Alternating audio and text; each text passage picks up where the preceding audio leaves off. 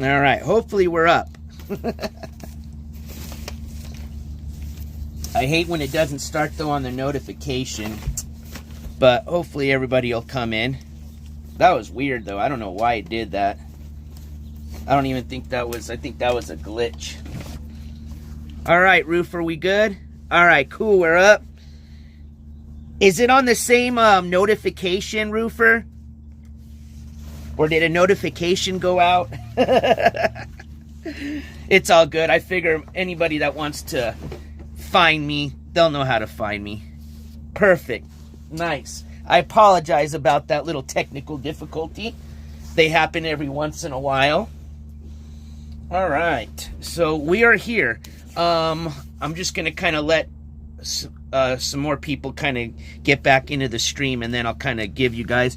New one win out. Okay, cool. Good. All right. Where I'm currently at is not the powwow yet. So technically, this whole week, the city of Albuquerque and our whole state is celebrating American Indian Week. I believe that is the correct way to pronounce it.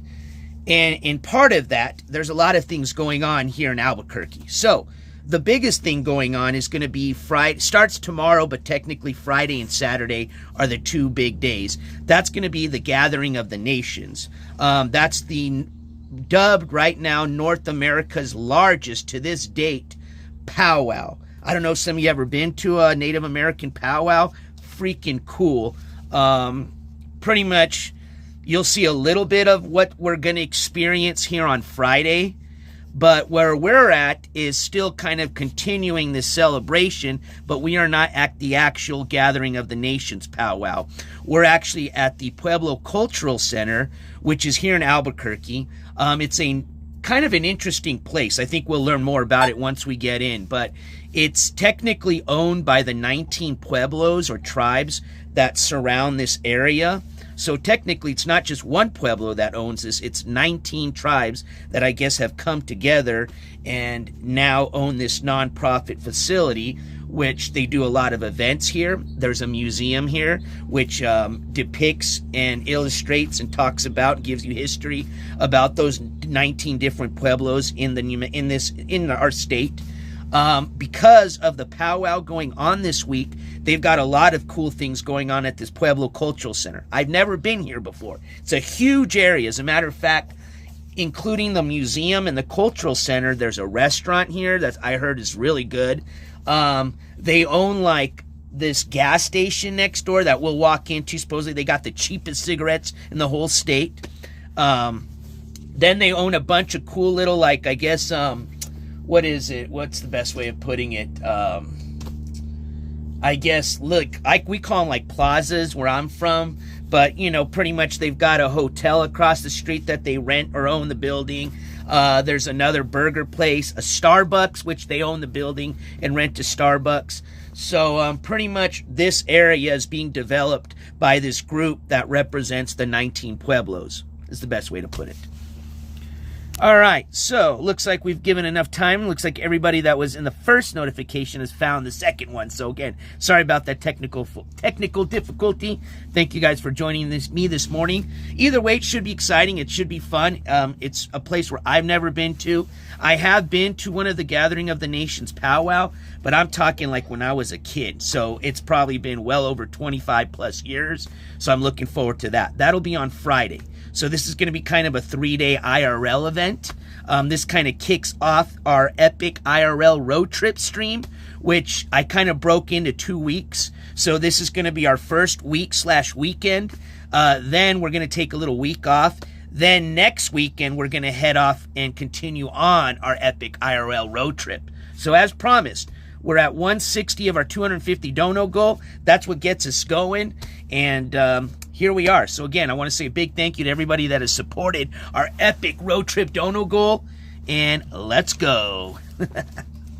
But since we've got some time, let's say hi to everybody. Good morning, Roofer. Good morning, Nanny Paz. Good morning, Cat Crazy. Good morning, ICU. Good morning, Shelly. Good morning, Aaron. Yo, bro, I grow outdoor weed. Any suggestions on combating bags? They get in the... At this point, I don't have any yet. I haven't transplanted my my seedlings into the area where I'm going to be actually growing. I am growing outdoors. I don't know yet, so that's a good question. I have read that there is some natural organic ways that you can make your own pesticide. What I mean by organic is contains no chemicals. You may want to look into that. But as of right now, I have not had to combat any type of ants or any, bugs. Yes, ma'am. There's some spots on the north end that have shaded under trees. Is there? That would be excellent. Thank you. Yep. I appreciate you letting me know, ma'am. Thank you. Cool. That was a security guard. I actually was parked underneath this because I got Rio with me. So I was parked earlier underneath this. Let me show you. That was pretty nice of him. I was parked underneath here, but I guess that's for the people that work here at the Pueblo Center because I wanted to get under some shade. So they told me there's some more trees over there. It's not that warm right now, so it really doesn't matter, but it's still, the more shade, the better. So I'm going to go ahead and move here in a bit. We'll go ahead and see where she was telling me. She said on the north part of the parking lot, there's some more shade. So we'll go park there.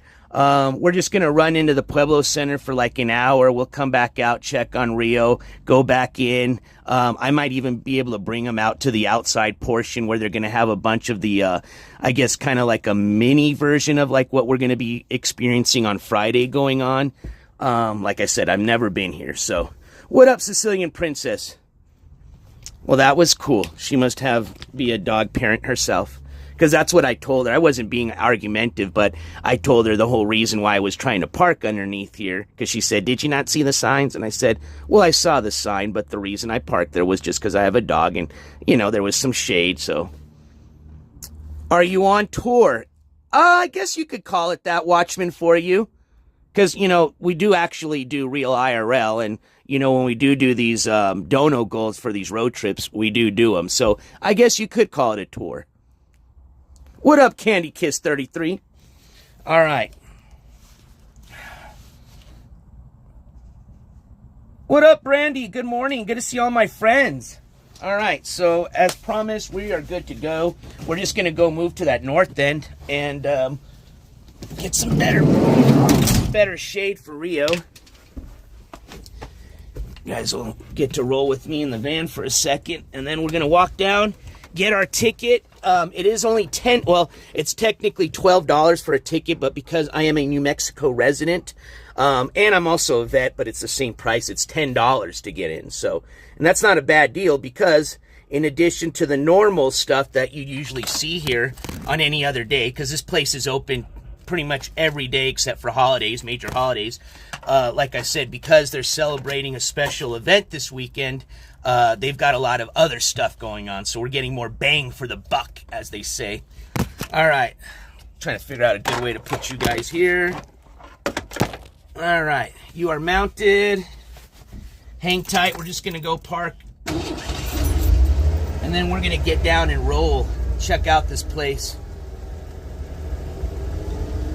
We are in the van, of course. Spent the night last night in the van. Now, I must say, now that we're kind of getting out of the winter, the nights are a lot more better. Let's just put it that way. I think I kind of did a combination of taking the sleeping bag off, taking it on, putting it on. I had my shirt off.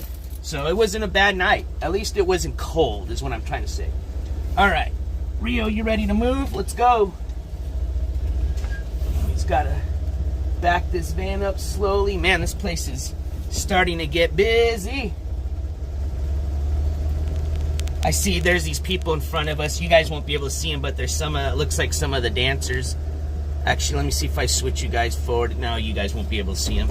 I don't want to stick the camera right in front of their face, too, because we're going to see them here dance anyways, but some of the performers / dancers. All right, so I think there's a way to get to the north side over here. Hopefully this lady didn't trick me, and now when I get over there, I'm going to lose my parking spot. Now, I guarantee you, if this was like tomorrow or Friday, this place would be packed. Because that's when the big event goes on. The powwow, as they call it. Also known as the Gathering of the Nations. All right, ma'am. I don't see too many trees. I don't know what the hell? Oh, okay, I see. There's some trees. Yeah, here we go. Perfect. Hell yeah. Rio, I got you hooked up, brother man. Whoop.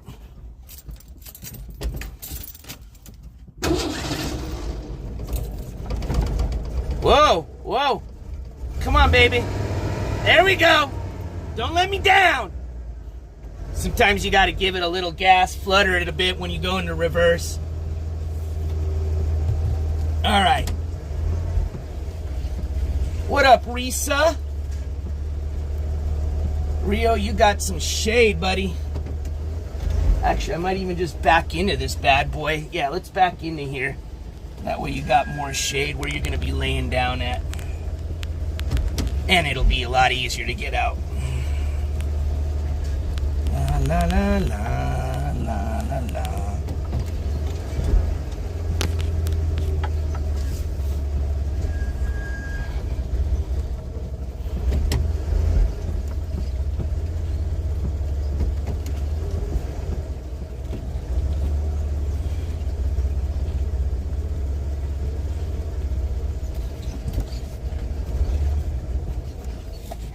God dang it.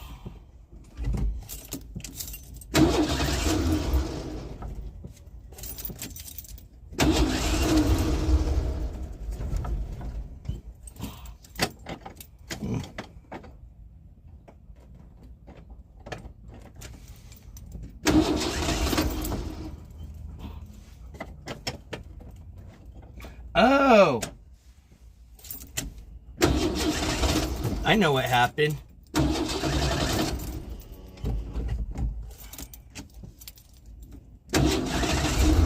There we go, baby.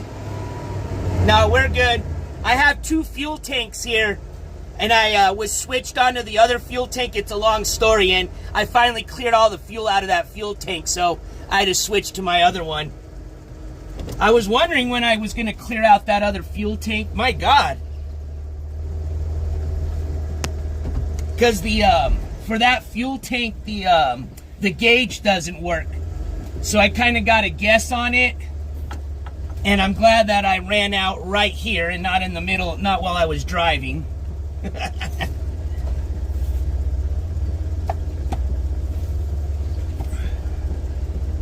All right, we are good. We are good in the hood. Perfect. All right, let's go.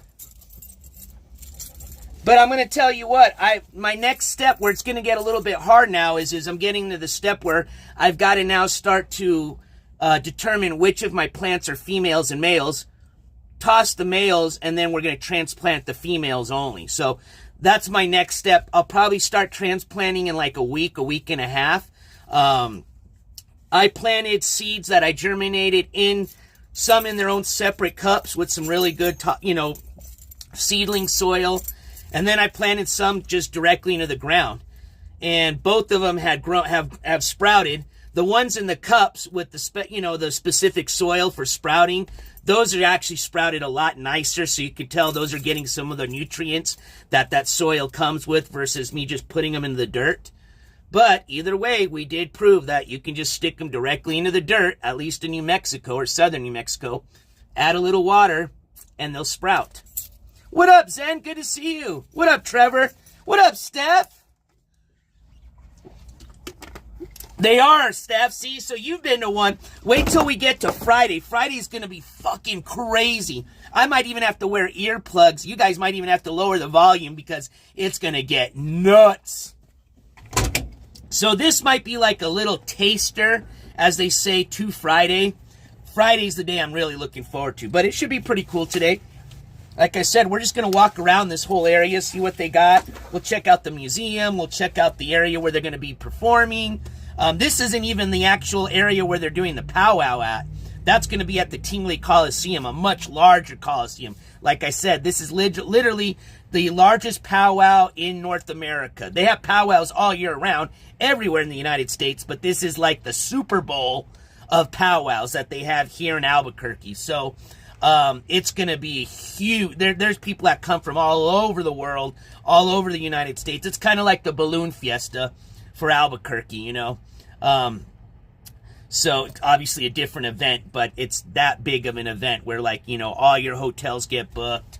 They jack up all the prices of the rooms, and you know, and all the, you know, restaurants and local businesses do great, you know, because of all the tourists. So greatly appreciate everybody coming down and making some money for all the small businesses. But yeah, it should be a pretty exciting week. All right, let's see here. Let me just make sure I have water for Rio.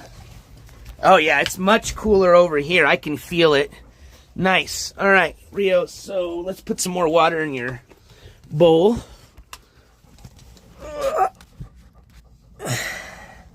And then we're gonna head out. I bought me one of these, man. These are the most handiest freaking, if you're gonna get water and you're gonna go camping or for a few days, get you one of these for $4. Look at this spout. Okay, check it out. It's got two different ways you can do it. You can just pull it out like that, or that lets you kind of control the flow a little bit, or you can just pull it out like that and just let it go. I didn't poke a hole up here at the top like you're supposed to. That'll let the water come out a little bit quicker. But there you go.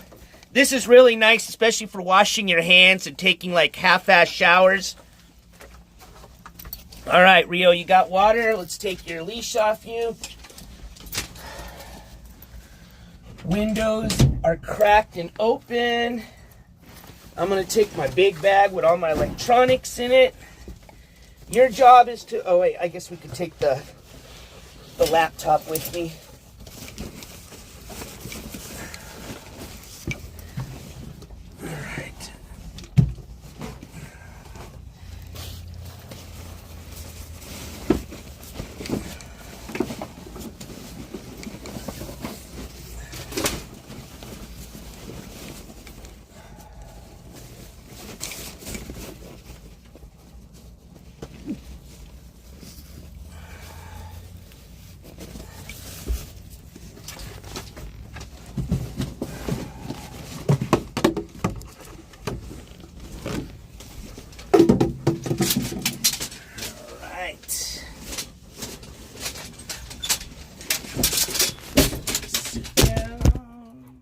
Oh, Rio, you knocked over the camera.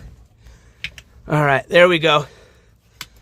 All right, so Rio's got water. We've already gone on a nice walk, so he's already used the restroom. You guys are all charged up, plus I have an extended battery on me in case I need one. Let's get all our cables out. All right. Let's start going.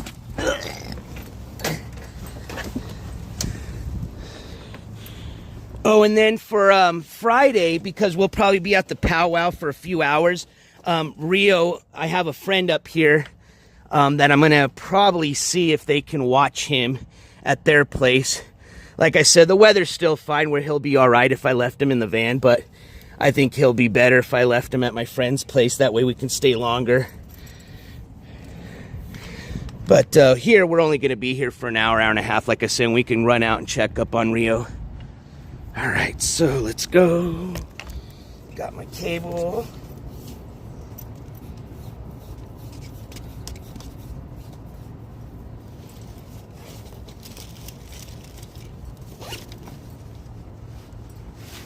Oh, and I do have, let me just make sure, I do have my speaker on, so if you do want to help out with the road trip funds, got a few ways to donate. We've got, of course, you can donate through YouTube Superchat. You can donate through Venmo, PayPal, Cashapp. And then we've got also, I've got my speaker on with me today, so if you want to say something through the speaker, you're more than welcome. And that's through donation alerts. And all those links I should have pinned up. But yes, I will e-bag every once in a while, especially on these road trips, because we do need gas to continue. But like I said, as promised, I will start and then worry about the gas later. All right, Mr. Rio. No. I wish I could take you, but you can't go with me. No dogs allowed here. All right. Let me just get...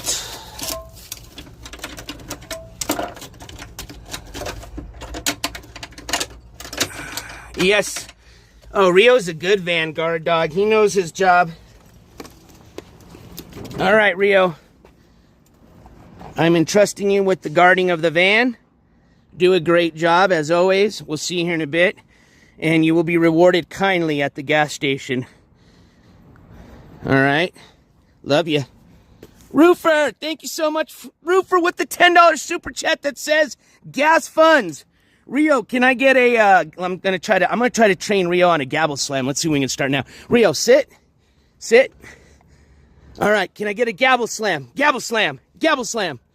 So we got to teach him like a shake. Hold on, shake. Shake. Rio, shake. Shake. Shake. Okay, but we're gonna call this a gabble slam, all right? So do a shake, but a gabble slam. We'll work on that. Roofer, here you go. And you know what to do in chat. Spam them gabbles if you got them. This gabble slam goes, well, virtual gabble slam goes out to you. Boom, boom, boom, boom. Thank you so much for that $10 super chat. All right, Rio. We'll be back. Enjoy your nappy nap, okay? Love ya. Hopefully, I do have my keys, and it doesn't matter at this point. You can just put your arm in. I mean, pretty much, if you want to take this van, the only thing keeping you from taking the van is Rio. What up, Blop? Blop already taking advantage of the emojis. Hell yeah. And we're going to be living up those emojis here in a few weeks. Actually, I'll probably do that tonight since I won't have much to do. I'll just be crashing out in the van.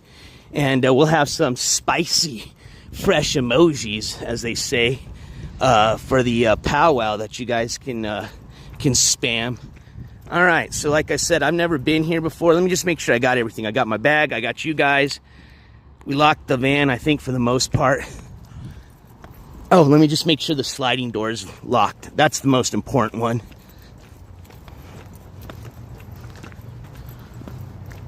All right. And let's go check out and see what they got. Like I said, we'll even walk over to the gas station where they said home of the cheapest cigarettes in the state. Now, I'm not a cigarette smoker, but I know I've got some cigarette smokers in chat, so maybe you guys can tell me if ultimately they are cheap or they just bullshit. Oh, see? I knew I'd left it open. All right. Let's lock this bad boy. This van has all sorts of tricks. See, that's the way you gotta lock this van. Whoa, I just heard something. Beep. Oh. All right. There we go. Perfect. See, and this is what I like about this van. You can just take the back door if you want. Rio, you gotta stay. I don't want to bust my back door. Hold on, what's going on here? What the fuck? All right, let's not go out that way. It's locked. Let's not break it. All right, Rio. Look at Rio. Dude, we went on a long walk. You should be tired. He's gonna crash out here in a second. All right, let's go.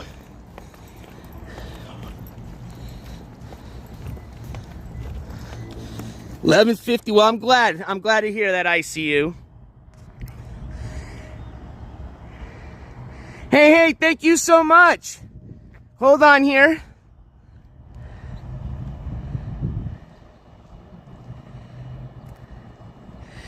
So I just got a $20 Cash App, but I need to see from who it is. And if they want to stay anonymous, of course, I'll let them stay anonymous, but it's loading up. So for right now, I want to say a huge thank you.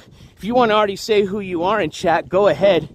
But give me just a second to load up that Cash App, and I will say thank you to whomever it is. But this Gabble Slam goes out to you. You guys know what to do in chat. Spam them gabbles if you got them. Pop, pop, pop, pop, boom! And actually, we need to update that dono goal. We need to add $30 to that. All right. Hey, Steph, thank you so much. I that's what I had started to say, but I didn't want to, you know, dox any information people didn't want to. Steph, thank you so much for that $20 Cash App donation, my friend. I appreciate it. And again, spam them gabbles if you got them. I guess we can just start. Let's go to the gas station first. Let's check it out. I see the gas station right here.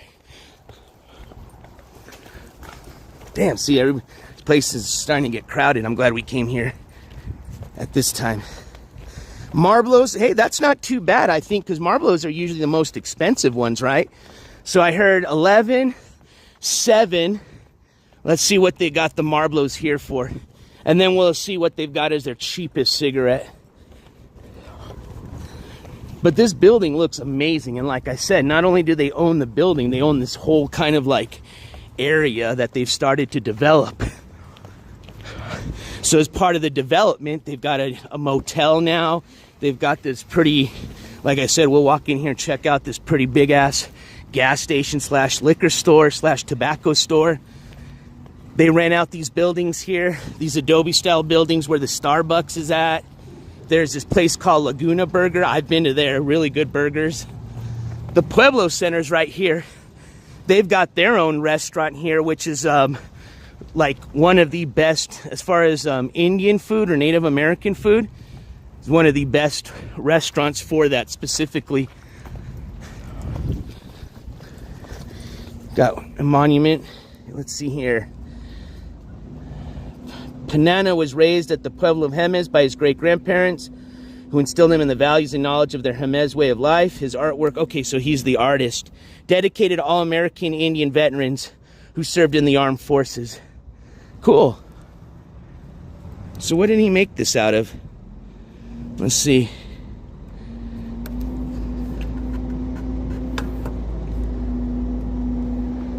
Huh, what do you guys think that's made out of? Looks kind of just like concrete almost. Interesting. Or just like straight up regular clay. But this is the, I think, one of the entrances to it. But like I said, we'll go over to the gas station right now. But yeah, this whole area right here is part of the... Anyway, and what was, I want to make sure because I don't want to say the incorrect...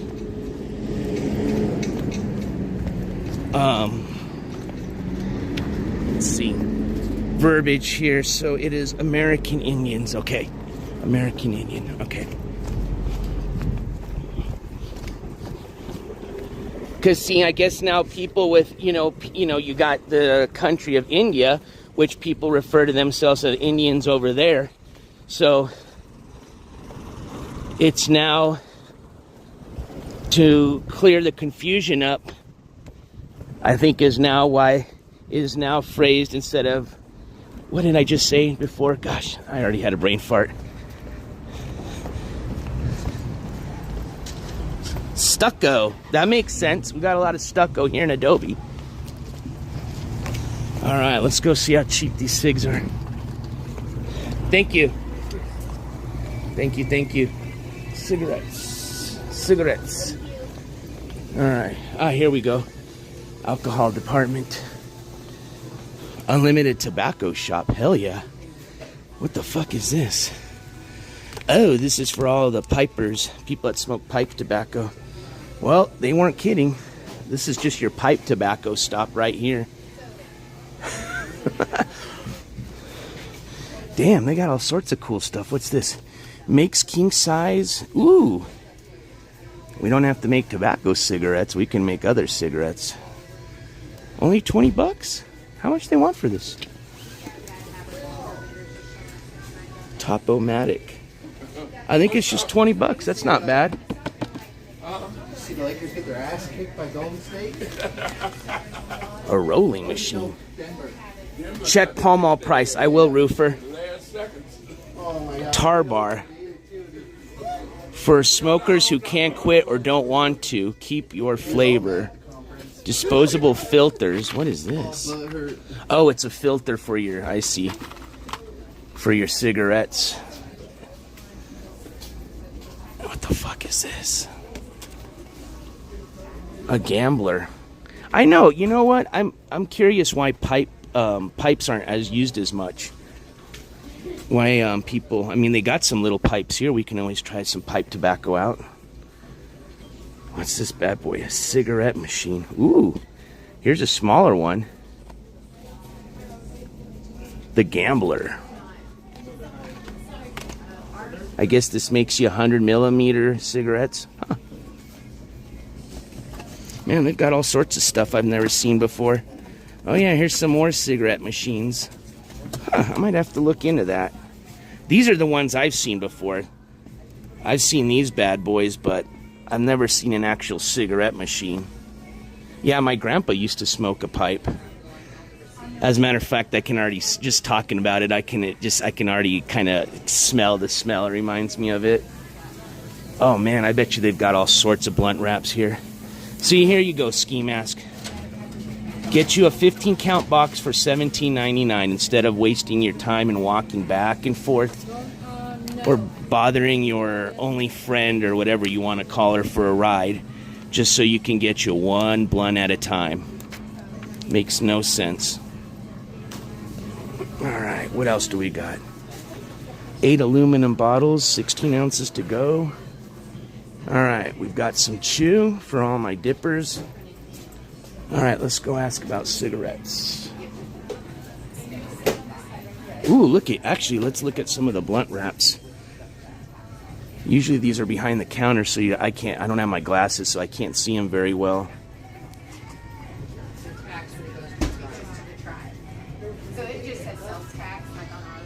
Let's see, so we've got the typical White Owls, Swishers, Zigzags. I'm just trying to see if there's anything I've never seen before.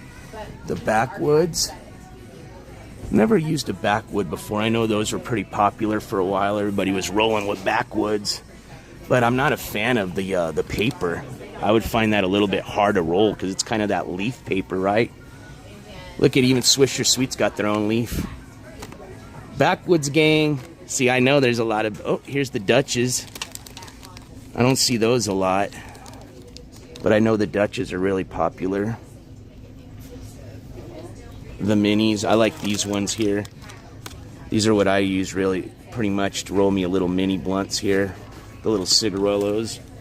The good old 4Ks. I think that's probably your best value here. 4 for $1.19. All right.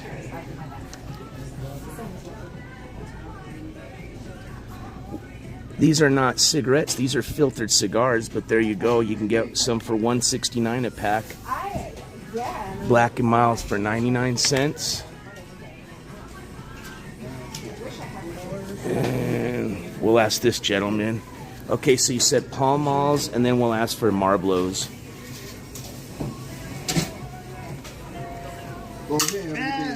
Hello, sir. I just, out of curiosity, was trying to get your price on Pall Mall and your Marlboro. What the price is? Just, I guess, on your most common price. You can't be videoing anybody in this. Okay, yeah, I'm not videoing anybody. I don't have this on you. Okay. Well, the Pall Malls are $5.35, and the Marbles are going to be like $10, $15. Okay, 10 to 15 for Marlboros, $5.35 for Pall Malls. And then what would be your cheapest pack of cigarettes?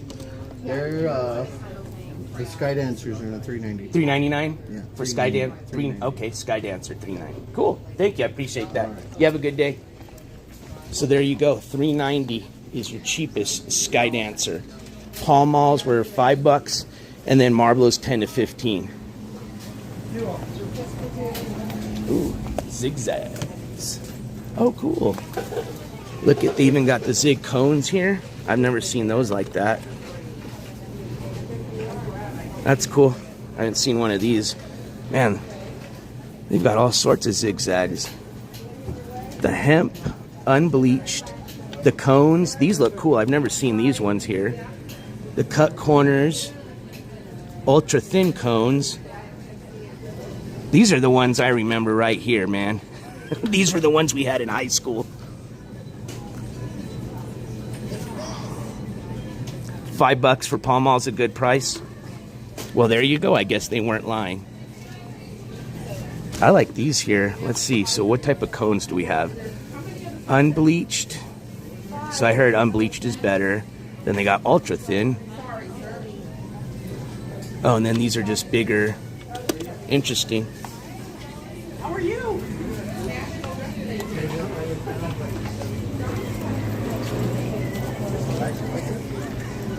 Right over there in that white. You know what's funny is I walked right past the security guard that doesn't tell me anything about filming. And then you got the guy that just wants to be a hero who didn't even have the camera even near his face. And, you know, you're not allowed to film people. Look at these. Make you a little adult beverage, you know what I mean? Man, this place has got everything. Let's see if they've got any beers I've never seen. These are all... Oh, beers are on the other side. All right. Well, I think we've had a good enough tour of the... Ooh, popcorn. Hell yeah. Have a good day. Thank you, ma'am. Montego, $5.35. Thank you. You're welcome. So what do we say? $3.90 for the cheapest pack. Look at 300 plus variety packs, man. Damn. I know. I had to get out of there. Well, good thing I'm not a big drinker anymore, and good thing I don't smoke cigarettes. There you go. American made, $4.85, baby. So your cheapest pack of cigs here is $3.90, up to $15 for Marlboros. All right. So I guess they are pretty cheap. They weren't lying.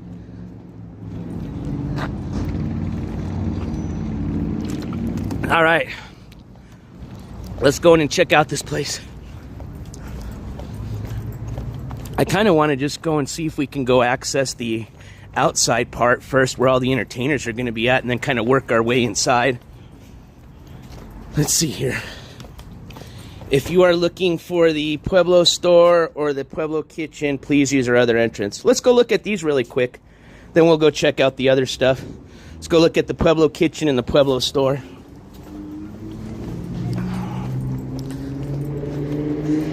Even their cigarettes don't change prices. $15 for Marlboro. Yeah. I guess Marlboro is kind of your standard price everywhere then.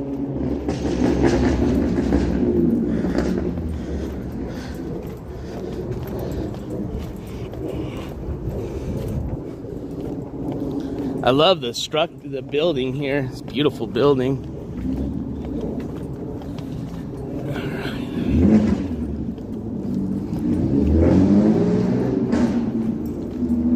All right, so I guess here's the courtyard. We're getting there. I can see people. So this is an exit, not an entrance. All right, so this is where I'm trying to get to, is in here.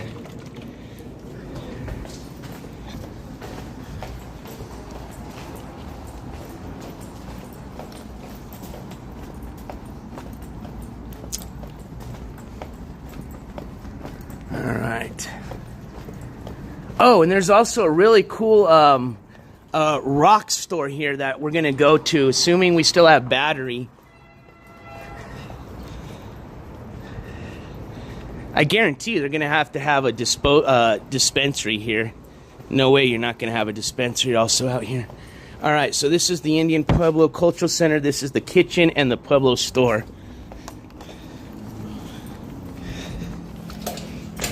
Well, that's locked. I guess we got to go inside this way. Like I said, I've never been here before, so just kind of checking everything out as we go. This is going to be one of the exhibits they're going to have here that we'll look at. Pueblo baseball. Oh, here's a restaurant. I can already see it. So there's the restaurant in there. Let's go check it out. So here's the schedule. So it's American Indian Week. That's what we're here for. And we're going to do the Gathering of the Nations. That's going to be on Friday. And let's see here. It is Wednesday the 24th. So it is what time? Oops, low on battery. 10:46. Oh, perfect timing. 15 more minutes and they're going to start oops, no, right here. 11 and 2 p.m. they have a dance group starting. So let's go check out that dance group. It's going to start in about 10 minutes. All right, cool. We came at the perfect time.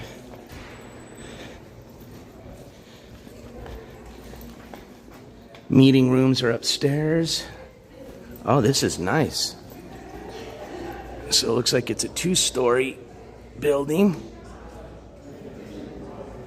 Oh, and I got to update the dono goal. Sorry. So we had to add 30, so we're at 190. Sweet.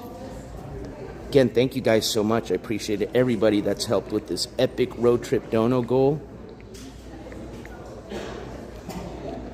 And as promised, we have already started. So here's the restaurant part. Guess here's your gift shop here. Go browse through there really quick. They have here a bakery, little bakery. Ooh, these are interesting. What are these? Pueblo pies. Let me know if I can help. Okay, thank you. These are the Pueblo pies down here? Awesome. Pies and the bread is on the very bottom. Okay, thank you. Oh man, those look delicious. Bless you. And they're only $3. That's really good. $3 for a slice of a Pueblo pie. So this is their Pueblo pies here. Those look really good. They got peach, apple, blueberry, and cherry. And then they've got their, let's see, Pueblo bread. That's $7 a loaf. And that's a pretty big loaf for $7. Hey, thanks, Steph. I appreciate that. It means a lot to me. And thank you for all your support. All right, so it looks like this is the gift shop here. And we can go check it out later, but kind of give you guys a little idea of it. Got a lot of nice jewelry here. A lot of silver and turquoise jewelry. And the nice thing here is if you buy your jewelry here, you know it's authentic. Because unfortunately, with a lot of things like, your shoes, they fake. The market for faking Native American jewelry is a huge market. And up north in Santa Fe, the capital of New Mexico, there's a lot of stores that will sell that fake jewelry. So you got to be very careful about making sure you do look for places that sell authentic. Because even for that fake stuff, they would charge you a lot of money for it. And then when you find out it's fake, it's a heartbreaker. All right. So that was it looks like the store. Got the restaurant here. All right, let's go work our way over to the museum. Indian Pueblo Kitchen. All right, cool. Sales and catering office. So I think there was a door outside that we're going to go into that I saw.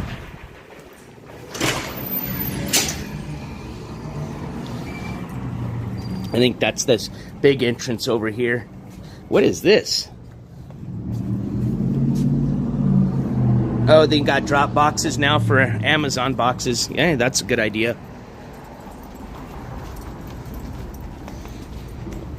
Fortunately, with all these box thieves, I'm pretty sure that's going to be something common that you'll be seeing in front of people's doors nowadays. You'll see the Ring camera and then a Amazon box lock.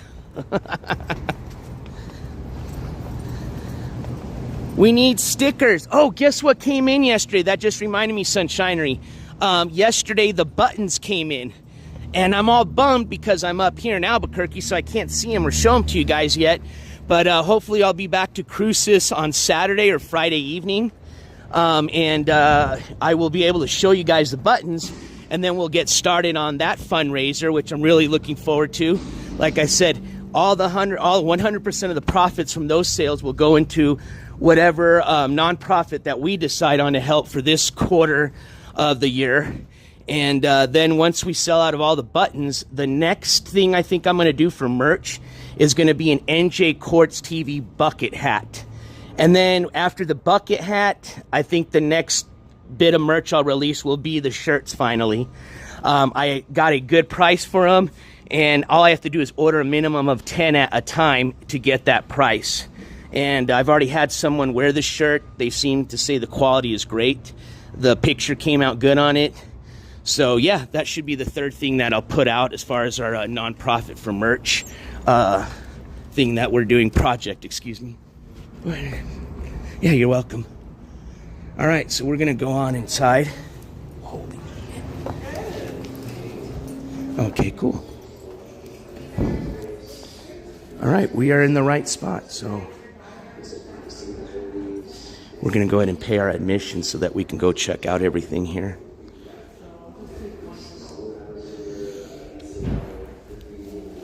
Get my wallet here.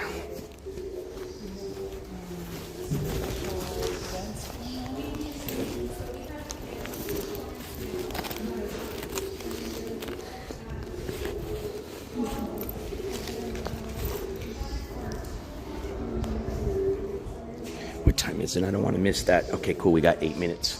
So as soon as we pay our admission, we're going to book it all the way to the courtyard so that we can check out the entertainers going on. And then once we check out the entertainers, we'll make our way back in and check out the museum and everything else they got in here.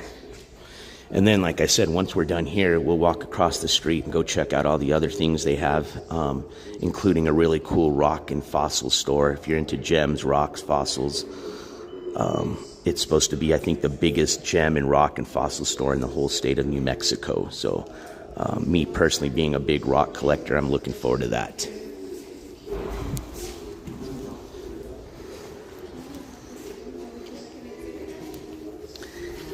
I wonder if, I don't know if some of y'all remember when me and Stick did our road trip last summer. We stayed at the Nativo Lodge, which is a hotel here in Albuquerque that's all Native American themed inside, and they have a lot of local artists that they exhibit their art in the hotel. So I wonder if some of this that we're going to be looking at is some of the same art that we saw in that hotel. Let's see, who's this? Jonathan Loreto from Jemez tribe. So that bobblehead that we were just looking at is $1,200, and this photograph is $150. Signed. Not bad.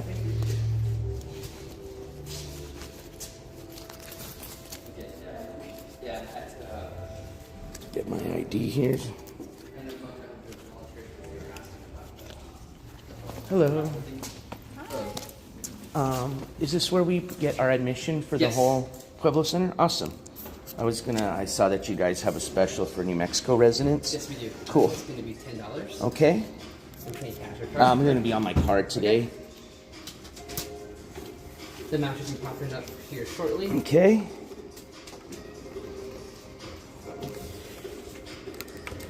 So were they good on the raffle, or do they need to? Yeah, no, they're good. It's just how we have it set up.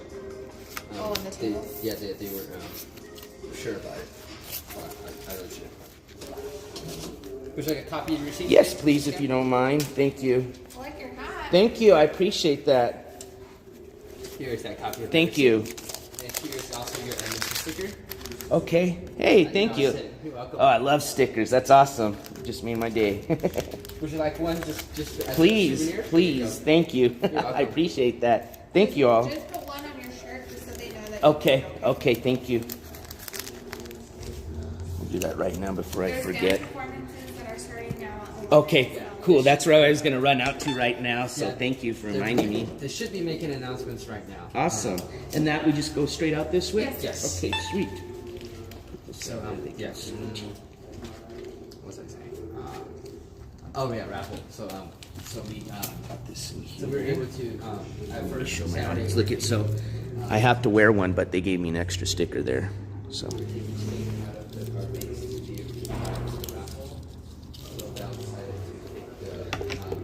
change from the raffle itself and provide pretty much two banks for the volunteer. Well, we had one extra bank. All right. Tonight. thank you again, folks. You have a great day. All right, let's check out the performers. Land of the Pueblos. That's awesome. I like this. This is cool. Got the Santa Fe Railroad sign integrated into it. All right, let's go check it out. Yeah, this looks like a pretty big center. No food or drinking museum. Okay, so let me just finish this.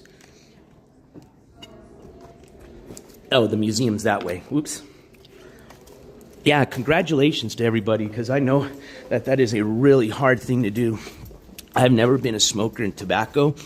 I smoke other stuff, and I know that it probably wouldn't be the easiest thing for me to just stop cold turkey right away.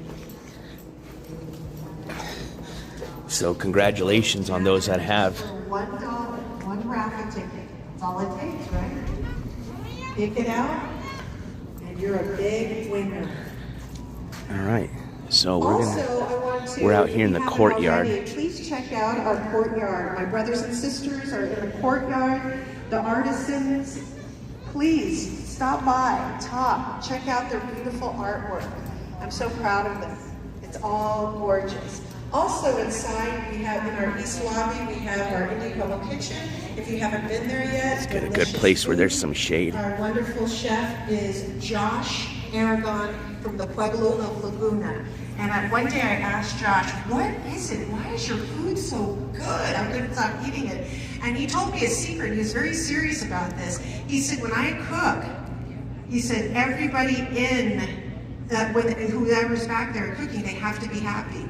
If they're not, he said many times he's taken them out and said, go out, whatever is going on with you, go outside and get it together and come in. So I really do believe that because his food is delicious. So if you get a chance, check that out. We also have our store, our Indian Pueblo store inside as well that has books and all this great artistry as well.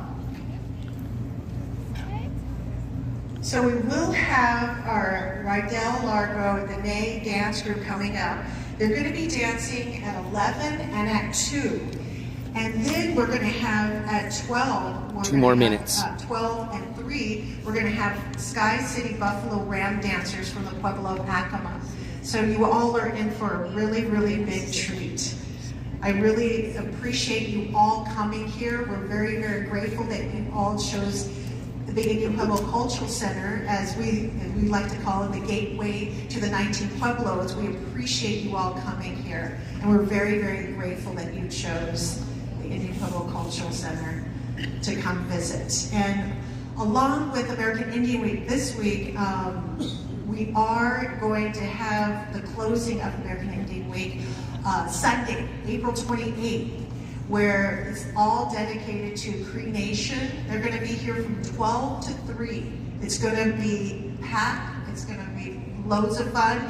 We also are going to have the newly crowned Miss Indian World will be here as well. So if you get a chance, come out. But every day, we're going to have dances all day. So please, it's going to be fun for all.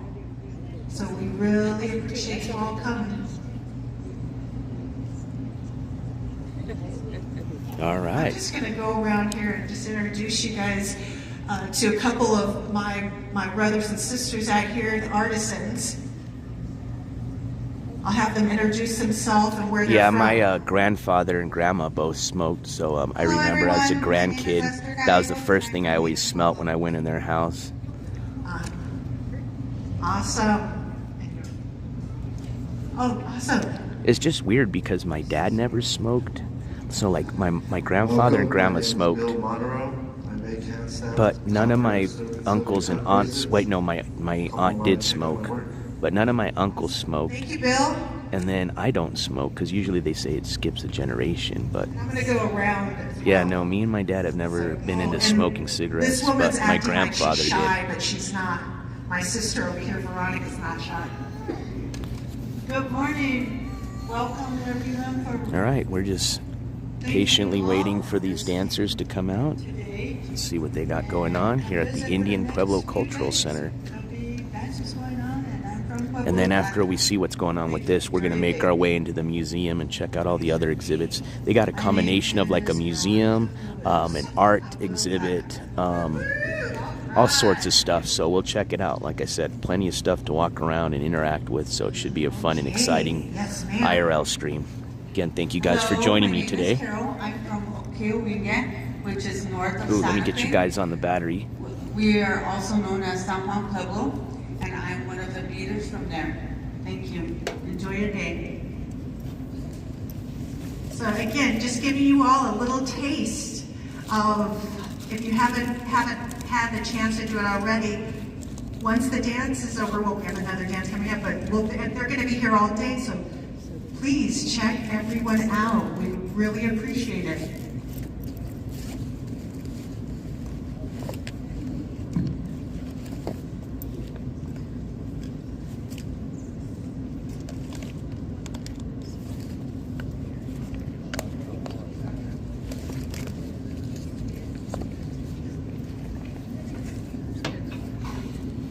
All right, got you guys on the extended battery. Just got her. Okay.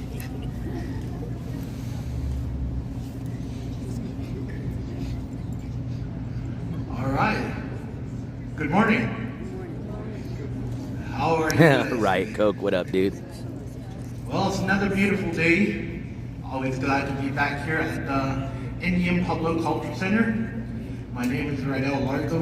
I come from Pueblo, New Mexico, which is located west of here. Located on the Great Navajo Nation. We're not very associated with the Pueblo tribe.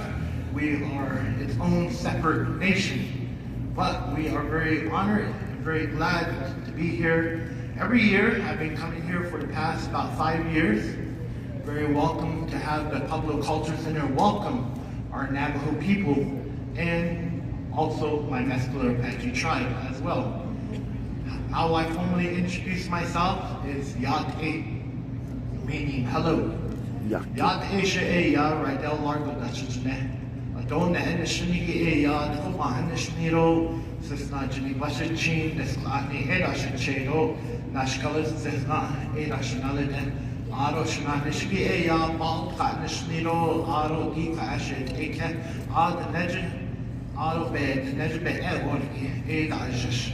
That's how I formally introduce myself. As you can see, Navajo language is so complex. Sicilian. It's so diverse. Fast forward a bit. There's no more pull. People within our language. Back in World War II, we won. See, the war there with it our is. language. And so you guys Not heard anymore. a little bit of our Navajo language here today, and you guys will see our culture, both from my Navajo side and my Mescalero Apache people. So at this time, let me introduce the wonderful ladies here that are going to be dancing for you guys. Let's give them a wonderful round of applause.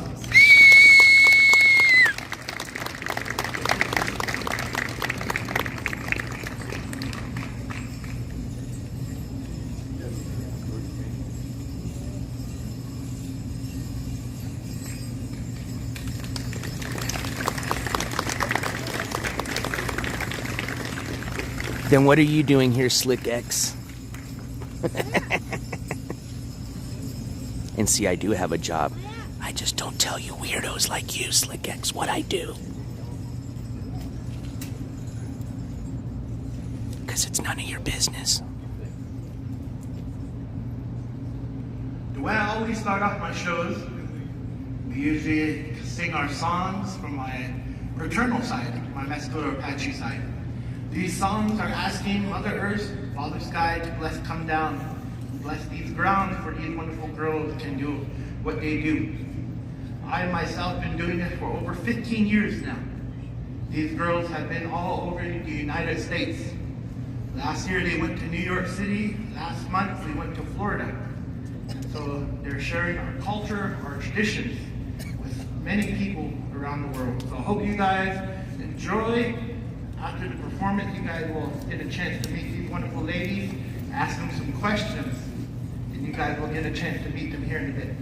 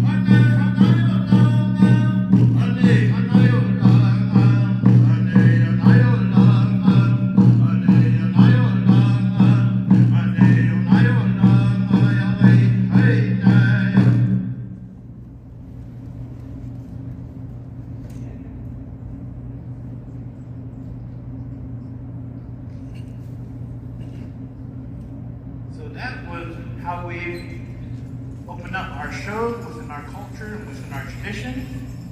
Now we'll be moving on to our traditional Navajo style of our dancing with the Navajo sash bell dance.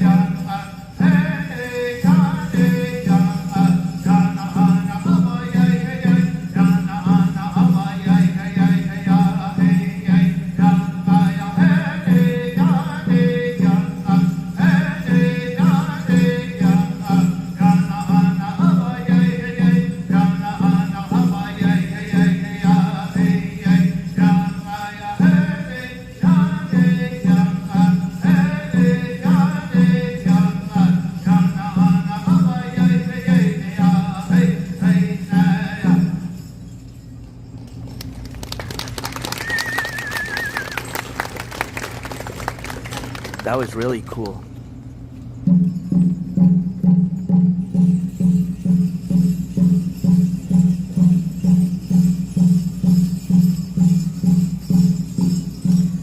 I'm not sure yet, Sicilian. Maybe they'll give us an explanation here at the end.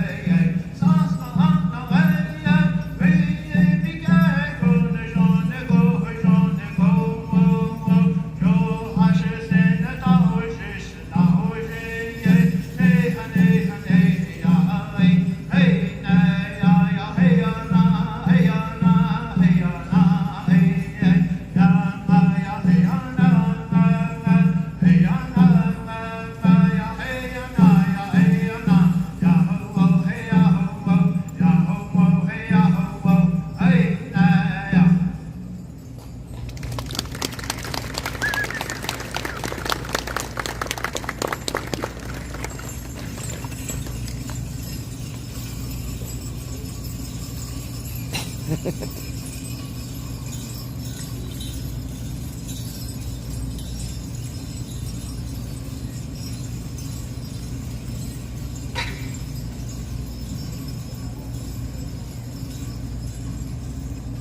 the braiding dance, that one was really cool. Really great job. Our traditional Navajo sash belt dance. How many of you guys seen the Navajo rug before? Like a whole The traditional. Gray Hill style. Yep. That you know what I'm talking about? Mm-hmm. Authentic Navajo rug. From way back in the beginning of time, I think before any of us were here.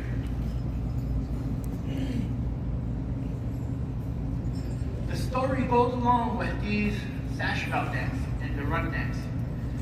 Everyone hold up their hands like this, like you're about to make a spider web, like you're way back in school. You're going up the web. What's the first shape you see? Sun. Anybody can tell me? A diamond. And so that's what we call a pattern. And so, long ago, we believed in Canyon de Shade. Way in that canyon, there was a lady called Spider Woman. And she taught these girls, one girl, how to weave by following her webs. And so to this day, that's how we showcase it and within our dance. And how we move on to how the girls have their ceremony. They earned their first sash belt. As you can see, they were making all the different designs, twisting it. That seems pretty hard. Yeah, that was cool. But as these wonderful young ladies, they're still carrying on our tradition. Let's give them a wonderful round of applause. Back home, there's only 2 Navajo dance groups left. Only this wonderful group right here and another dance group. And so our tradition, even though we're a large tribe, a lot of us still forget about this way of how we have our dancing. And so as we go about our shows, we educate as well. So the next dance you'll see here is our traditional Navajo basket dance. Our Navajo basket dance in our Navajo way, Navajo culture, the Navajo basket is called tz'ah. Let's say tz'ah. And so the wonderful ladies right here have a basket. Inside their basket, they put all their hopes, their dreams, everything that is valuable to us, even our jewelry. It all goes inside the basket. And as we're dancing, we're asking many more blessings, not just for us, but for you guys that are watching. And I hope you guys enjoyed the Navajo basket dance.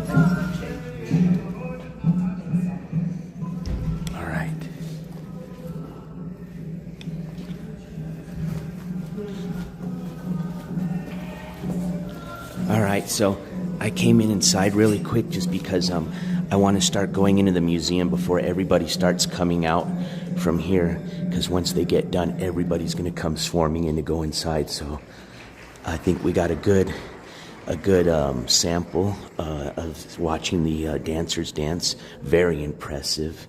I enjoyed the first dance where they were braiding, I guess, the rope.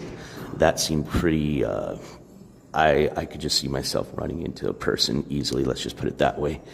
But let's continue on our tour of this cultural center. So we've got rotating exhibits, library and archives, and I believe this is the entrance to the museum. Where of this place? The Pueblo. Yep. All right, let's go to the museum. And I can be a little bit louder too, since there won't be people in there. So in the beginning, our ancestors lived in a series of underworlds below this earth. We journeyed through the underworld where the guidance of the spirits, eventually emerging through an opening into our current world. We journeyed together and over time divided, forming distinctive Pueblo communities. We remain today as part of the land given to our ancestors from the beginning of time. We live a cyclical existence organized by a seasonal calendar of planting, harvesting, dances, and ceremonies. We share knowledge through stories and traditional practices. After this life, our spirit continues its journey, joining those who guide and protect. This is the pathway of our people. All right. See, I'm the same way, Sunshinery. That's why I love museums. Hey, you guys remember some of this? If you guys joined me on our hike that we did, last month? We went to one of the many locations they have here around Albuquerque where you can take a hike and actually see a lot of petroglyphs, literally right off the main road. You know, it's really amazing that you can just be in the middle of a city and be so close to a lot of history like this. So we actually got to see these up close when we took our hike. And we did that, as a matter of fact, I'm trying to see if they might have it here. See, these are some of the places around. This is in Colorado, the Mesa Verde. Never been there. This is about an hour and a half, 2-hour drive from where we're at, Chaco Canyon. That is a World Heritage site. Never been there. I'd love to take you guys there. I don't know if we'd have any service, but that place is bad.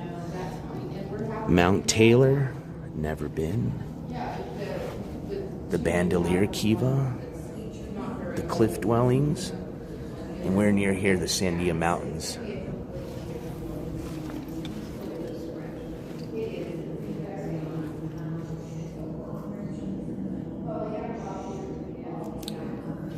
Look at that.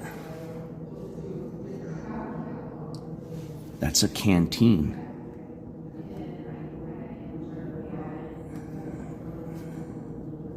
That's amazing that they found it like that.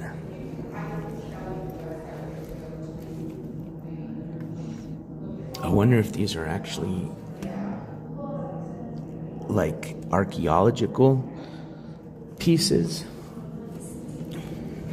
Yeah, this is obviously they wouldn't find this as an archaeological piece right here. All right. So I guess these are some more modern stuff. All right, cool. I was like, whoa, that's cool. They found that canteen or something like this just in the ground. Usually you'll find them shattered. Hence pottery pieces.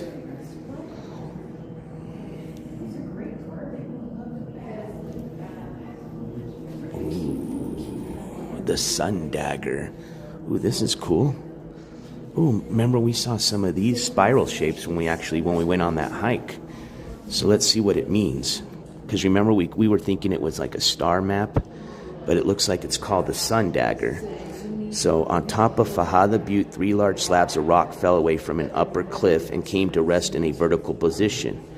One of our ancestors carved a spiral into the cliff wall behind these rocks to represent the cyclical nature of life.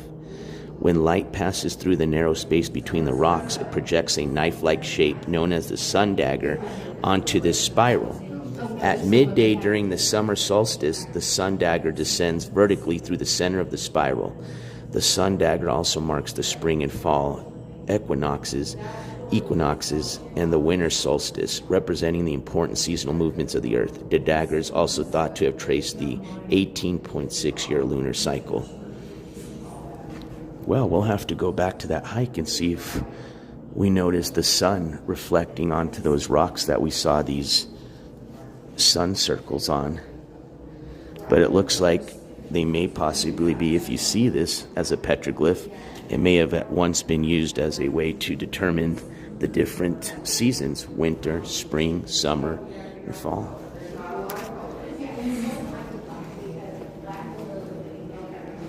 Yeah, that's what I want to see, is the artifacts. I love Indian artifacts, man. I think it's just amazing the stuff people were able to do and just how they did it without, this electricity, modern day tools. Let's see, what's this? Carved figurines. I wonder if this is carved out of bone or ivory. What do you guys think?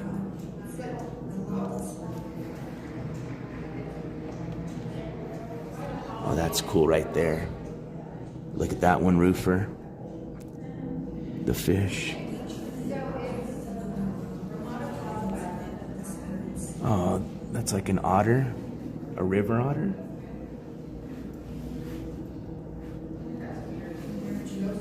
A frog, another fish.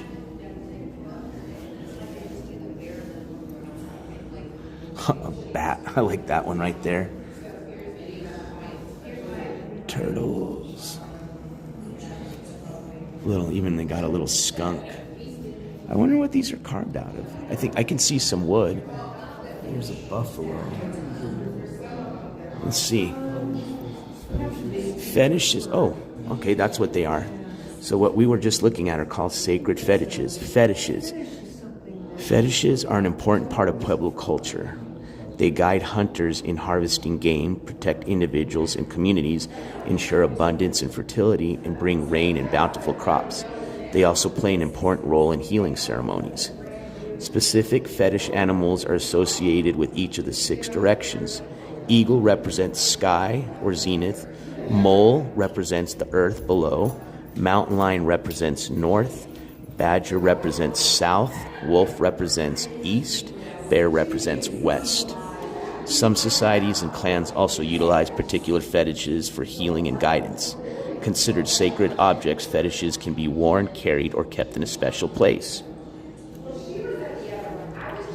See, Roofer, that's where I'm so jealous of, man. Unfortunately, we're not near any civil wars. Now, there were some Civil War conflicts here in New Mexico, but as far as, real cool battlefields where you can go and find a lot of Civil War relics, nope, not even close in my area. Those are some of my favorite channels I'm kind of getting into now, are a lot of these relic hunters and Civil War relic hunters that go out and do the metal detecting. All right, let's keep moving. I want to see some old artifacts. That's what I like to see, is the artifacts. Ah, the yucca. The yucca is our state flower. So it looks like with the yucca you can weave baskets.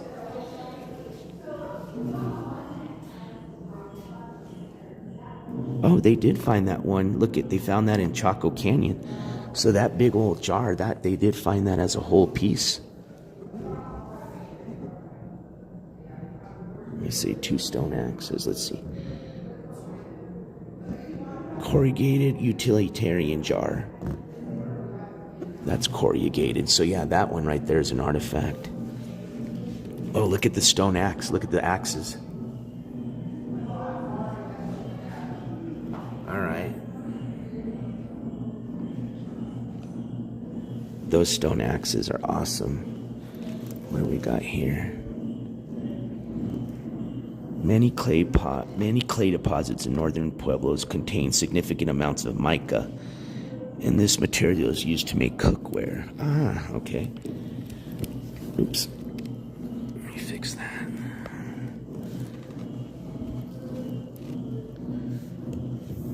Reed baskets. I remember making these in Scouts.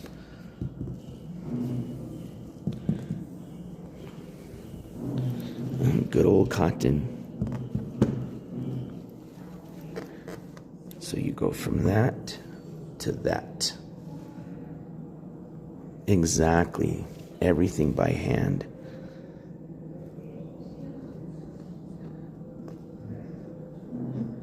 So cotton fibers are separated from the seeds by hand, then carefully spun and woven into textiles.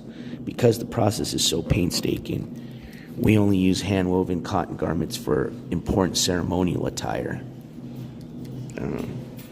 So that's interesting. Good to know. Here's some of our medicinal stuff. Or wait, what is this for? Oh, okay, this is how I guess they colored a lot of the pottery. So we create carbon paint from Rocky Mountain beeweed that is boiled down to an extract. Sorry about that. That's why I hate attaching this.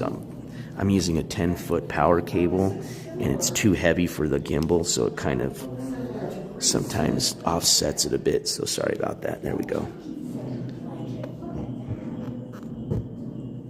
So I guess this is how they made the dye.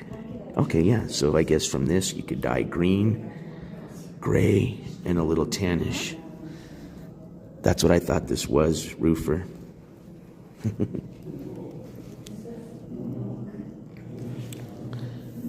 All right, let's continue on. Those stone axes are dope, though. Look at that, man. Imagine one of those coming onto the back of your skull. Boom.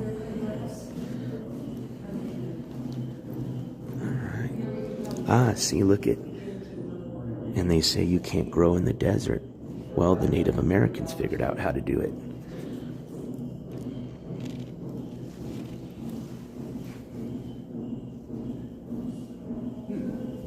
Made their own terraces. That's in 1912. Irrigating a field, 1937. So let's learn how to farm the desert. We have been an agricultural people since time, along with our primary crops of corn, beans, and squash, which I believe is also called the Three Sisters. We cultivate chili, melons, alfalfa, and fruit trees. Melons. Our ancestors developed farming techniques to successfully grow crops in our dry climate. In some areas, we farm soils rich in pumice. That's interesting. Which retains and releases moisture slowly and could grow crops from rainfall alone.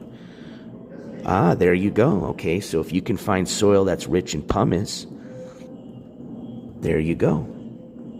We also created waffle gardens made up of small depressions connected in a waffle-like pattern. Today we use irrigation from the Rio Grande and other waterways to nourish our crops. So I guess these are the waffle gardens right here.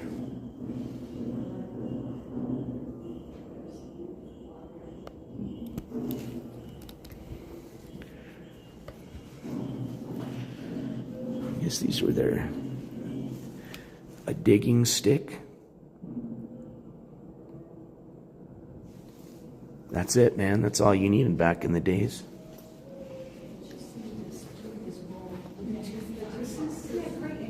See?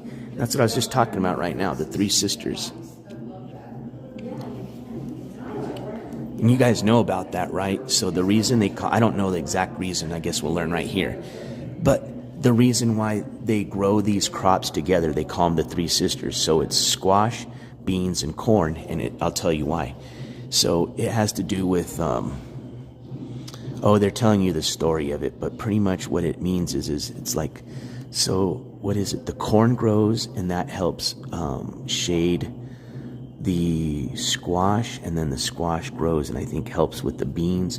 Pretty much all three of the crops help each other grow. That's why they grow them together, and they call them the Three Sisters.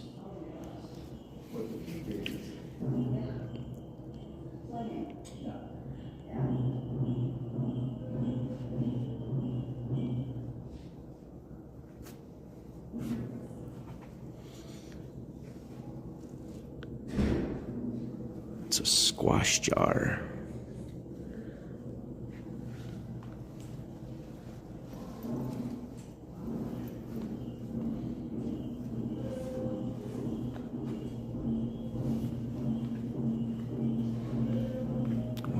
is this?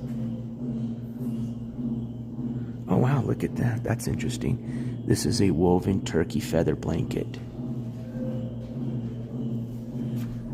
All turkey feathers.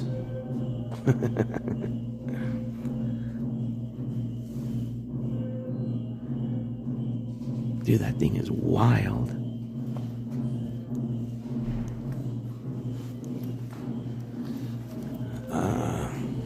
Adobe.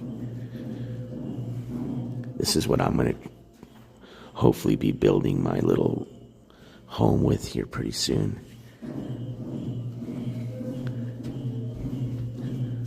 Remember when we went out to Fort Selden, we learned how to make the adobe bricks.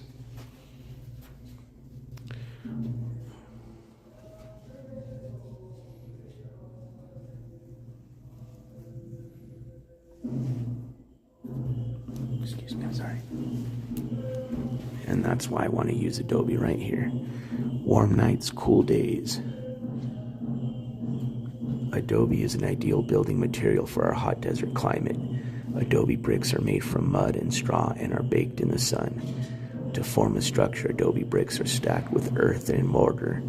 Thick adobe walls absorb the sun's heat during the day and slowly release this heat during the cool night.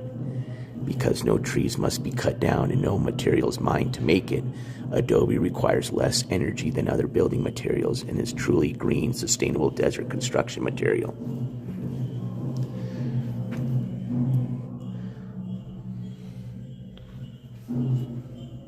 I love adobe buildings, man. They're my favorite.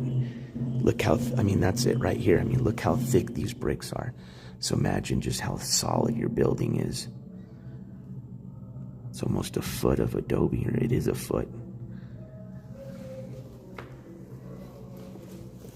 And it's honestly the best type of material you can make a house in the desert with, because like it said, it's natural components, and it helps naturally keep your house climate condition regulated, which is really important, especially when you live out in the desert.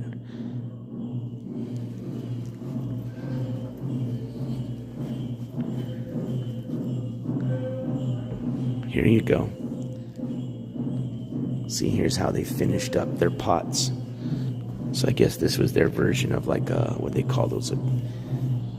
Let's see, I've forgotten. I don't think it's a kiln, or is it?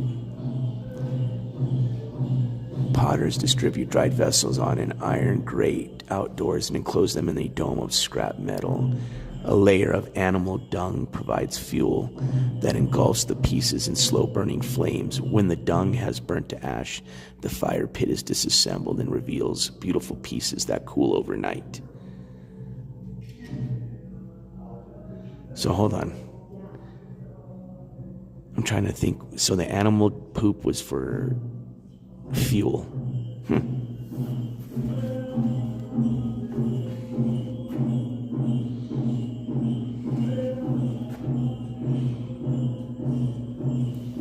So once you get clay, it's soaked for a week, then strained and cleaned to remove impurities. I think the pottery work is amazing. What these people were able to do with just their hands,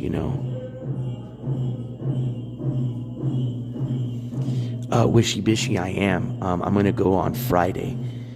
I'm going to go to, I guess this year, for the longest time it used to be at the pit at UNM, but I think now they're having it down at the Tingley Coliseum. So I'm going to head down to Tingley Coliseum on Friday and attend the pretty much half day of the Gathering of the Nations powwow.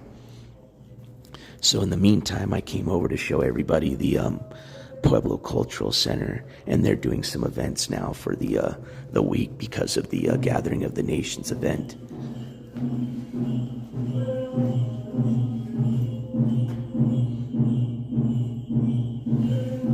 The deer antlers. What's this? Okay, this is called the Pueblo Corn Dance. Or no, this is the deer dance. That makes sense, right? Because they have deer antlers. That would be the deer dance.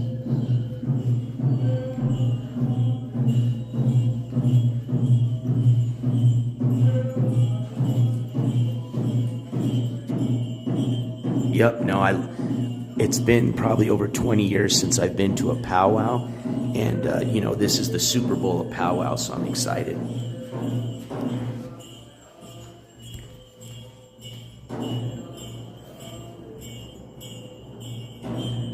Got like a virtual screen. Sit down and watch the dancers here.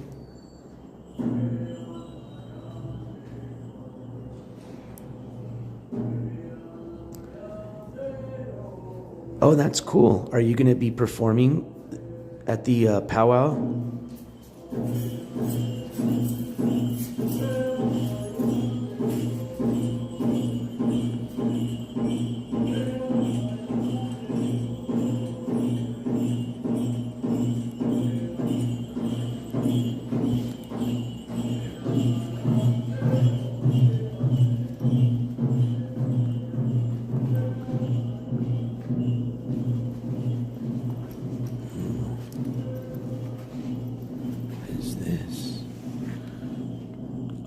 Gives you information.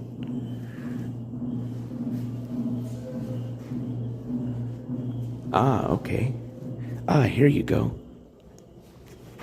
Here's like a little, I guess, kind of like a loom, right?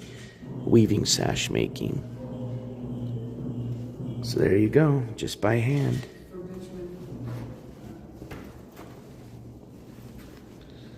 Look at this. There you go. Black paint made from beeweed plant. So the way they made that design was they painted with yucca brushes.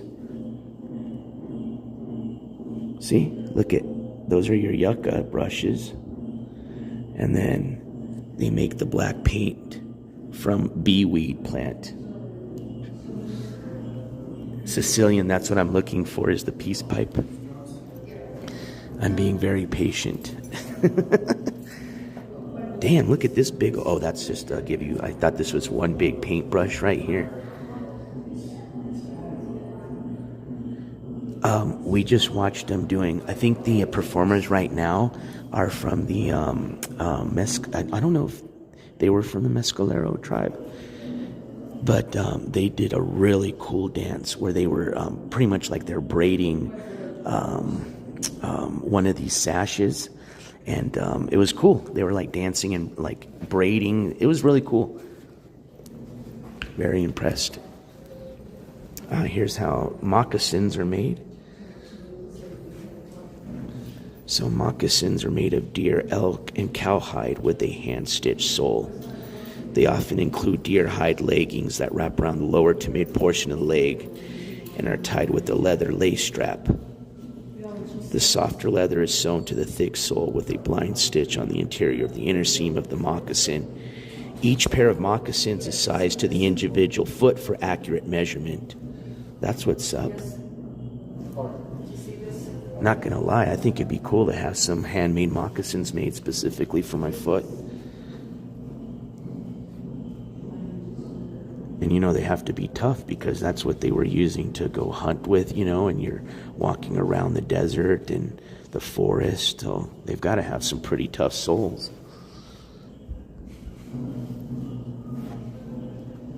Hey, you're welcome, Madame Star. Thank you guys for joining me. I always appreciate all my friends joining me for these IRL adventures. Here we go. So this is how you make a drum. So it starts from there. Then you got to core it out.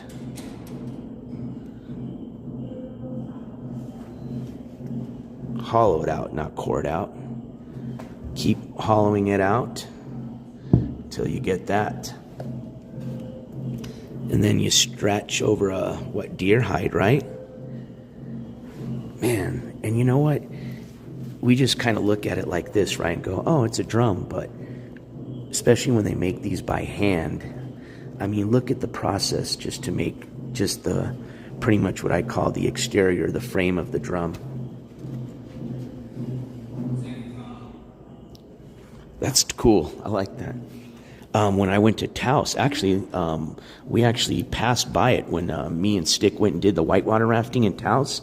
They got a company called I think it's just called the Taos Drum Company, and all they make there is just the Native American drums, but they even have like actual drumming, like full drum sets, like an actual, like you see a drummer in a band with, but all made out of Native American drums, really cool.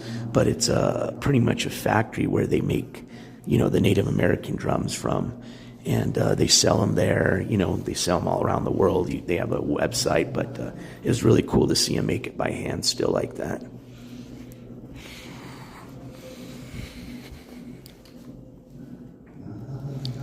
Oh man, look at this stuff here.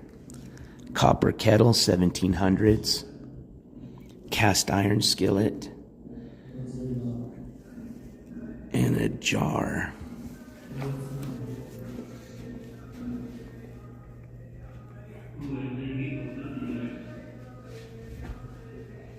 Grandma's kitchen.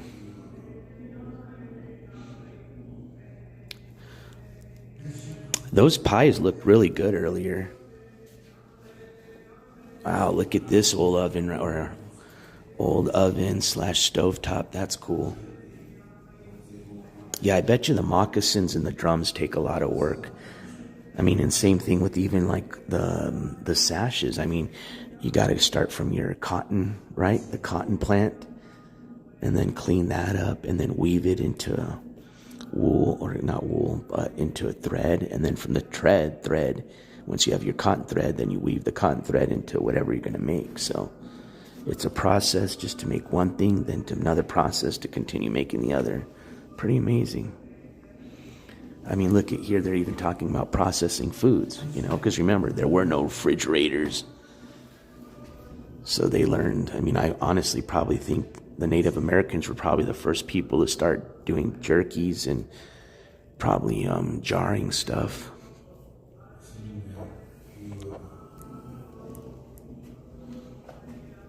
Look at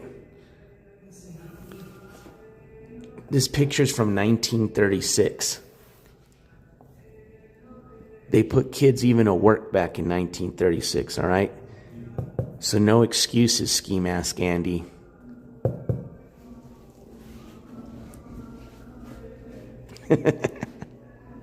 See? All your different beans and seeds. There you go. Who was asking about remember I think somebody in chat, I don't know if it was you, Sicilian, was talking about cooking or baking.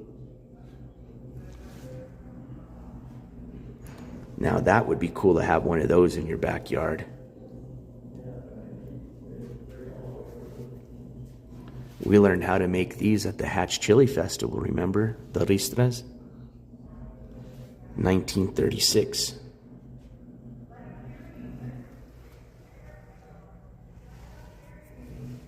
This is from 1936 too.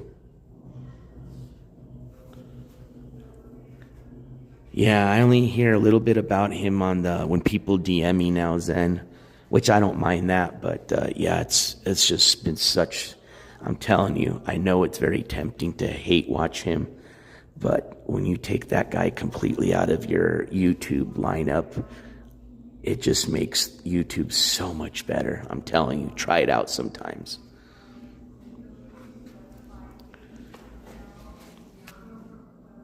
See, everybody's coming in now. See, that's why I wanted to keep watching them dance a little bit more, but I knew once they finished up with the dancing, everybody was going to come in at the same time. Oh, wait, so what do? We can place our own hunting? All right, so let's see. The buffalo is just chilling there. Dun, dun, dun, dun, dun. Actually, we'll put actually, you know what? The buffalo can have a little bird friend that sits on top of it. And the bird friend is going to be picking up. Ooh, what's this? A deer. They can be chilling together like they're saying what up. And then we got homeboy creeping up. Actually, you got to be There's no way you're going to get to that buffalo like that. You got to get some cover. There we go. So we've got our hunter behind this tree here. The buffalo doesn't even know what's about to happen, although his little bird friend, who's looking out at it for his 6, isn't doing a good job because he's trying to spit some game with the female deer. Homeboy's supposed to be watching his 6, but it's not doing a good job. And that's because homeboy's getting distracted talking to the crow.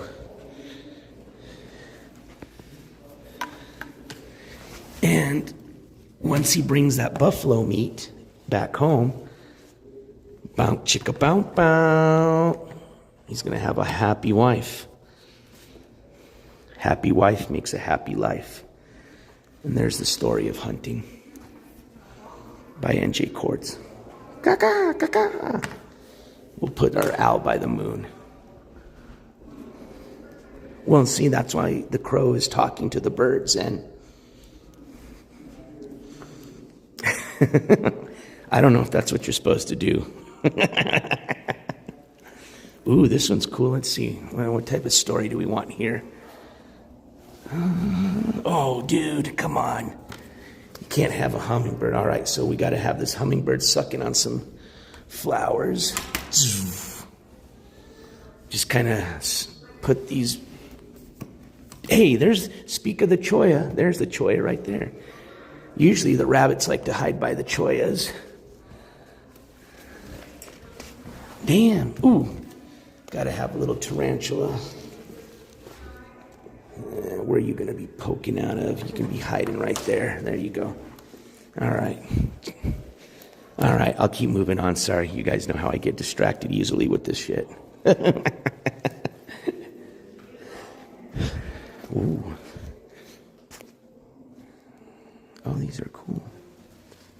These are little models.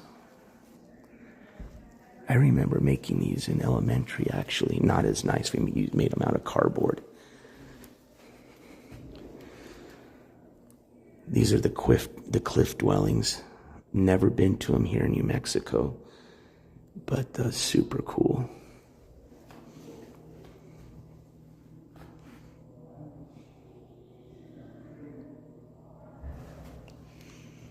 What year is this picture from? Check this out. Look at. So this is from 1950, right? The kid's got Chucks on. Those are probably original Taylor Chucks.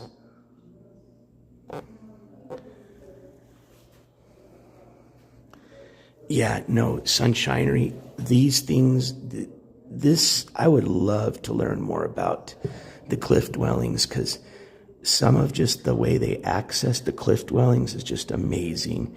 And then, like you said, not only is it just hard to access, but then to, carve and build and dig into these cliffs. Yeah, real amazing work. Dude, that is so cool. 1950s Chuck Taylors on the little Native American boy.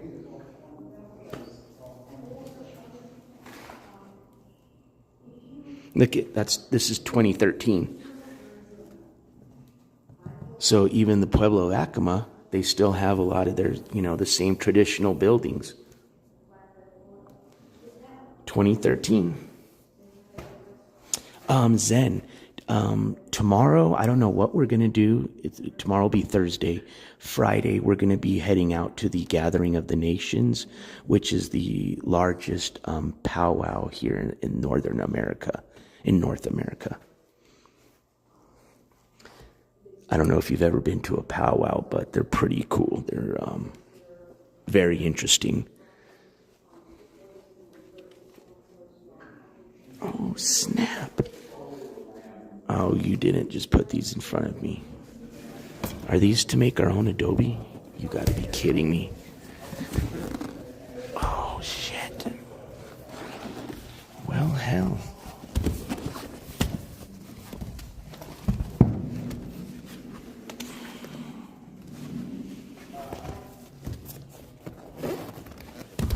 All right, I'll stop. Here we go. Oh, we're getting to the good stuff now. Well, I wouldn't say good. As far as relics, looks cool. But this is when the Spanish came into the Pueblos. And unfortunately, a lot of these Pueblos had revolts. And a lot of Indians lost their lives against the Spanish from these Pueblo revolts. Which, you know what? Hey, if a bunch of people from a different country came over and just started telling me what to do, I would probably revolt too. Unfortunately, the Spanish had different or far superior weapon power. And I think that's unfortunately why they were able to conquer a lot of these Pueblos and eventually bring in their own religion into the Pueblos, which that's kind of what you see here now, is they're talking about how the Spanish integrated their religion. Spanish colonizers forced our people to give up their ceremonies, dances, and traditional religious activities and attend Catholic houses of worship. They ordered us to relinquish the belief system that was interwoven into every part of our ancestors' daily lives and that allowed us to maintain our peaceful attitudes and balance in the world. Through force, the imposed Catholic religion became part of our lives alongside our traditional religion.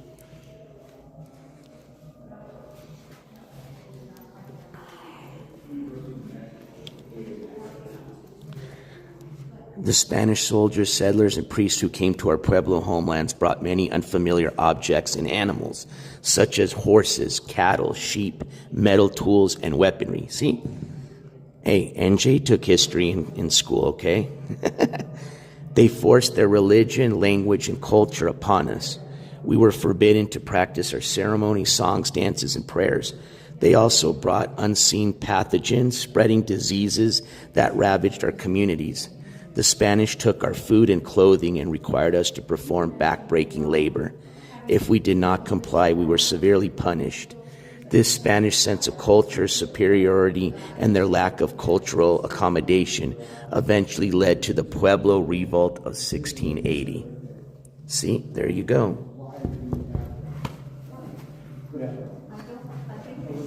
I wonder if these are real. Let's see. Oh, replicas. Okay, I was going to say, I doubt they would put a real sword, dagger, and helmet out. So these are replicas of a sword, a dagger, and a helmet.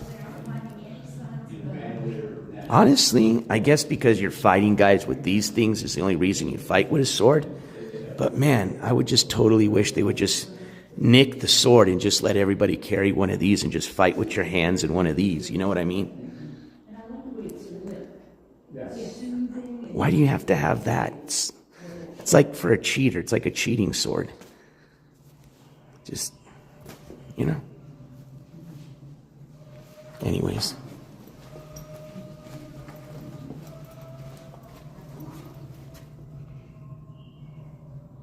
And you know why the Spanish came to the Pueblos, right? They were looking for gold.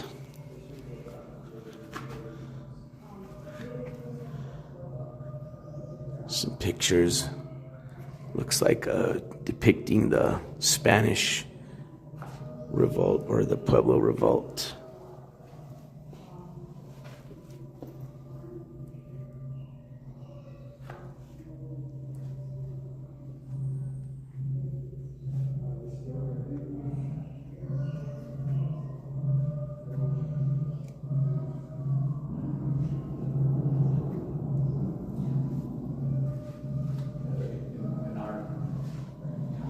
So let's talk about what happened in the revolt.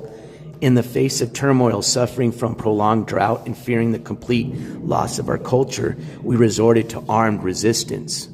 In 1680, the Pueblos joined together to expel our Spanish oppressors. Led by Popeye, a group of religious leaders organized an uprising from our sacred underground kivas. The Spanish were completely surprised and retreated out of Pueblo territory. We lived free from Spanish control for 12 years. The Pueblo Revolt of 1680 represents a historic moment of Pueblo solidarity, strength, and triumph. So how did they do that again?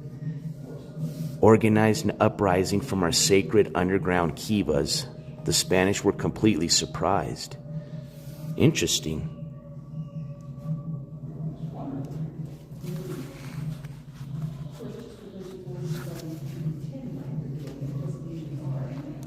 Runners with knotted cords. What's this about? Look at.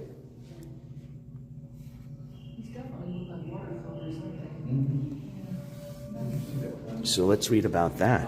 I've never heard about this. Runners with knotted cords. Pope and our leaders sent runner. Okay, here we go. So the guy that led the revolt and our leaders sent runners carrying knotted yucca cords to all the pueblos. One knot was supposed to be untied each day until the day of the planned revolt. Oh, snap! August 11, 1680, when 2 runners from the Tesque Pueblo were captured and tortured, the revolt was moved up to August 10th. That's crazy. So hold on, let's think this through. One knot was to be untied each day until the day of the planned revolt.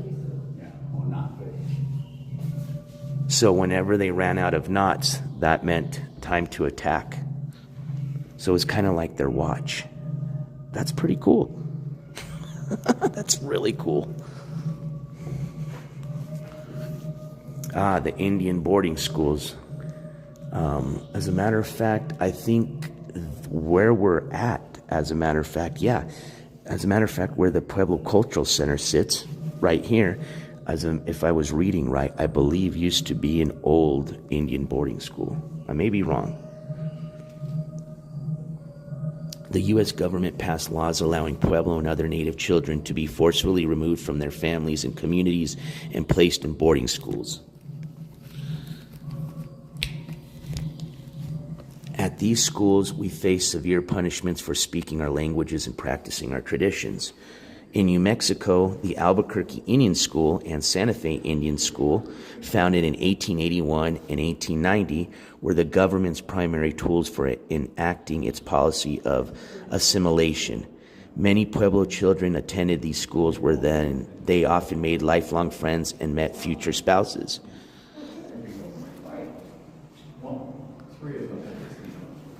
So that's a vintage wooden desk, a slate tablet, and that's an All-Star Letterman sweater. That's from 1958. Yeah, if I'm not mistaken, I believe this was the grounds of the Albuquerque Indian School. Here's some, where are these desks from? Vintage wooden school desk. They didn't give a date. Well, that's cool. We learned a lot about the revolt. The fight for water. Yep, water is very precious in the desert. Life. So it says many of the Pueblo ceremonies honor water. Oh, this is a really cool mural.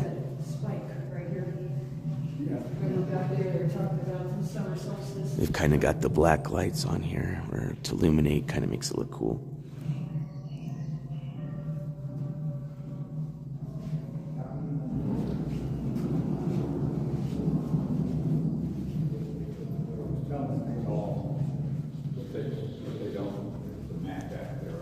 Touch here to learn about the symbols in the mural. Let's watch the time-lapse video.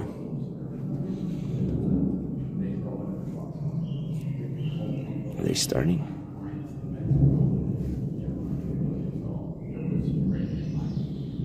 So we learned about that one already earlier. What's this one? Oh, they don't have one next to it. That's the one I wanted to learn.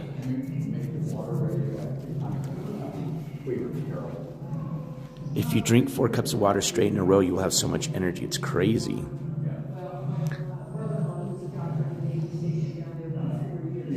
Who is the Native American 2-star football player?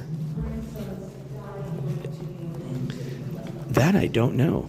I do know here in Albuquerque, I forgot his first name. I'll remember it here in a second, but his last name is Begay. And he is a famous PGA or golf pro that I know is Native American. But if you're referring to this, I can't tell you any history about this class jacket other than All-Star Letterman sweater from 1958, and it was from the Albuquerque Indian School.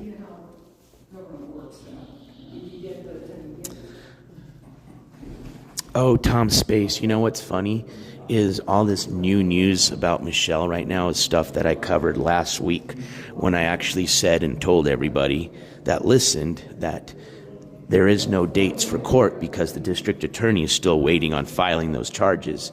And what came out this week? All these people trying to say, oh, call the district attorney's office. And again, people can do whatever they want, but I'm telling you right now, I wouldn't bother those people because trust me, they don't like MGL there. They just need to make sure they have all their ducks in a row before they take her to court. And that's what they're working on right now. Oh, I thought you said Michelle. Michael. Oh, I don't give a fuck about those people. That has nothing to do, unless Controlla goes to jail again or has a court appointment, I don't get into those people's drama. There's enough of those shit channels already covering that crap. Nothing that this news station is interested in, sorry.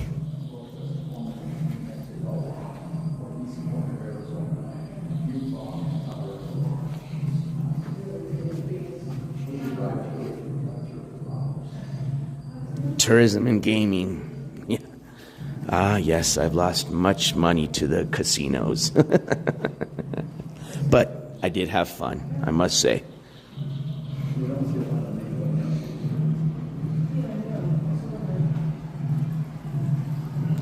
All right, I think that was it for the museum part. Oh, we've got some more dancers outside. Let's see. Oh, and some more drummers. You guys want to go outside for a second, get some fresh air?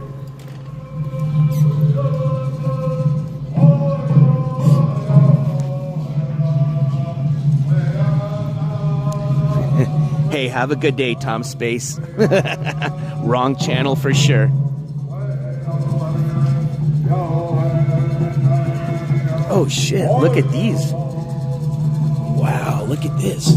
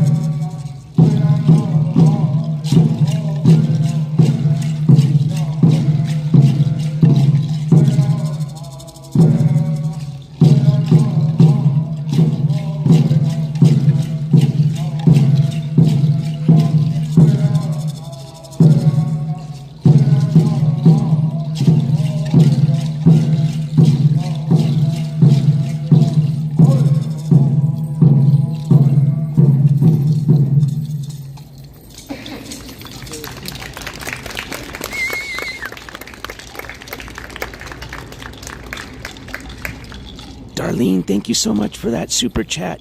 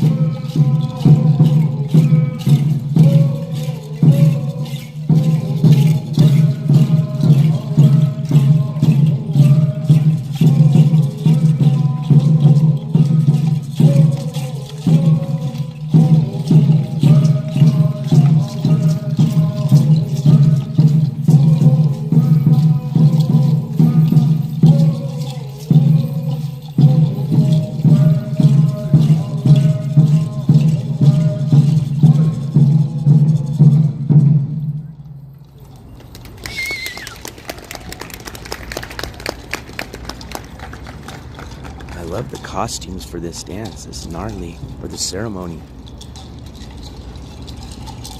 Good morning, good afternoon, everyone. Know that people see. And I don't think we're shy. Good morning, everyone. Good morning. Good morning. Come on, all together. 1, 2, 3. Good morning, everyone. Good morning. All right, that's better. Thank you. How's everyone doing? Good. Good. Welcome to the Coach Center. Welcome to Indian Week. Started Monday or this past weekend. We are here Saturday and Sunday. We're here for the Supreme Market. So it's good to be here again. We are from Pueblo. We're known as the Sky City Buffalo Grand Dance Group. Okay, They cool. bring a buffalo dance, social dance, open to the public. There's other dances that certain families perform back at home. And I've had my group for a little over 10 years.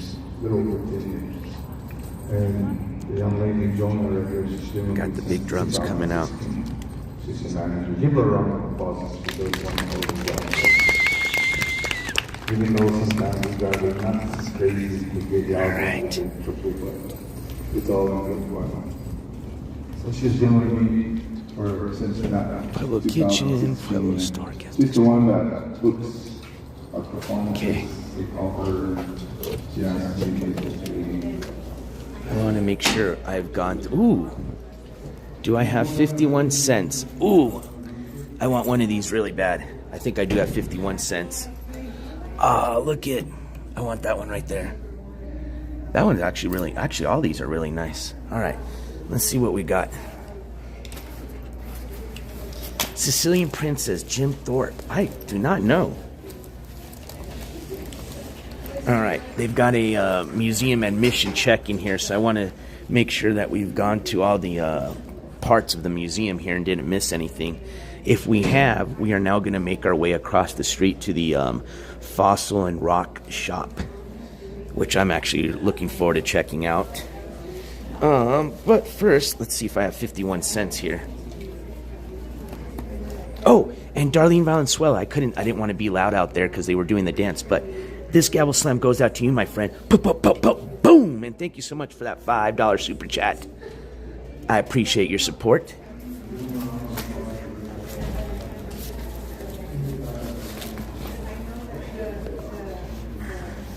Wow. Well, you want to hear something else really cool, Sunshinery? At White Sands, which is here in New Mexico, and I think I took you guys there for like a really quick, short stream. I like barely had any service there, and I had to find like a little spot where I was at to... Yeah, we did stream out there, as a matter of fact. It was like a short one, but if you remember that stream, I think I told you guys the story, but not too long ago, they just recently discovered out at White Sands in the kind of, I guess, like the, you know, I don't know what you'd call it, like the bedrock, kind of like I showed you guys the Demetrion tracks. Remember when we went hunting for the elusive Skiweosaurus? Remember when we went hunting for Skiweosaurus and we saw the dinosaur prints? Well, they've found, I think they said, I don't remember what type of dinosaur it was, but they have actually found dinosaur prints next to human feet prints. So therefore saying now that possibly humans did live amongst dinosaurs.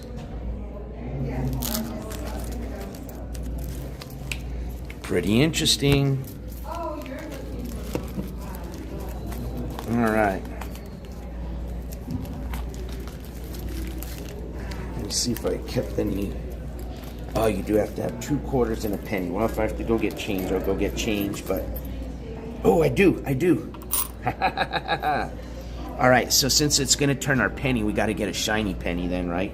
We don't want to use a dull penny. All right, so let's get a shiny penny here.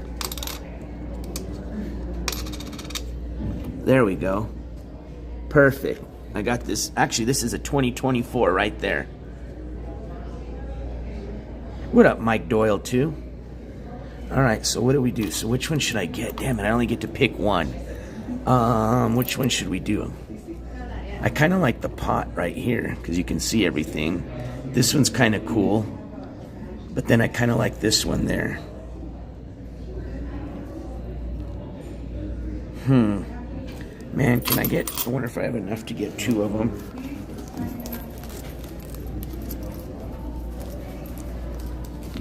Nope. All right, we gotta make this one count. Which one do you guys like? Yeah, well, unfortunately, Mike Doyle, that's what a guy like me, I hate making decisions, so this is driving me crazy. So I'm not gonna get that one. So it's down to these 3 right here. I feel this one is gonna show the best. Like, I like this one a lot, but I feel like it's too much detail to be on a little penny. Oh, well, it is gonna squish it. What do you guys think? Should I get the dancer? That one's cool because you can see the Pueblo behind it. But damn, I like the design on this one too. And this one's cool too because it's got like their logo. See, kind of like my sticker. You know what? We'll go with the last one since I do got the logo one as a sticker. Penny for your thoughts. That's a cool name. All right, let's do this. So I guess we put this quarter here.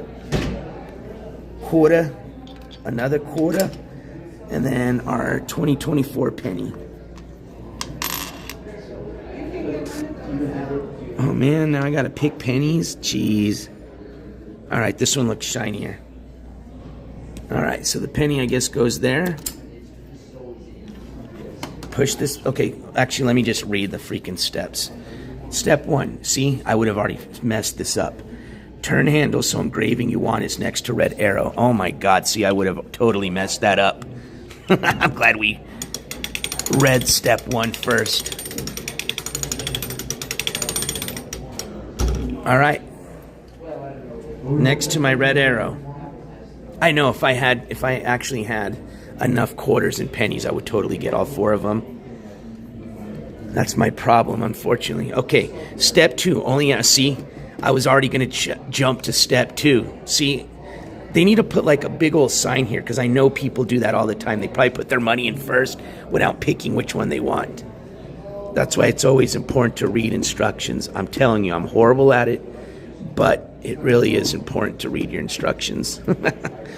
Only after completing step 1, deposit 2 quarters and a penny in a machine. Then turn handle clockwise. Okay, hold on. Clockwise is this way. 6 to 8 times until your coin slides into the dish below.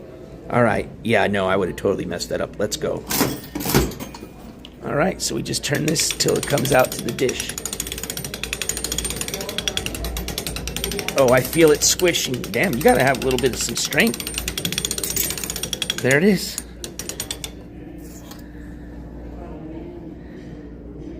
Hey, that's pretty cool. I like that. That's actually, I kind of want to do another one of these. Sorry, because I know the focus thing kind of makes it hard to see, but yeah, and then just so it literally stretches out your penny and then engraves it for you. And actually doesn't look too bad when you see it up close. But I think the pot one actually, you know, the more details, it is a little bit, actually it's not too bad with all the details. Yeah, it did come out good. I guess everyone is unique because every penny's different. Cool. That was fun. I haven't done one of those in a while. All right. Well, we'll put that one somewhere so we don't lose it. Man, I swear now, every time I see these, I will always have to think of you-know-who. Those are actually kind of pretty cool. Those are like a 3D dream catcher there. Look at.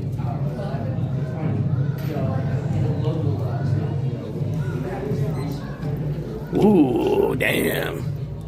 Check out that bolo right there, baby. That's awesome. I totally rocked that.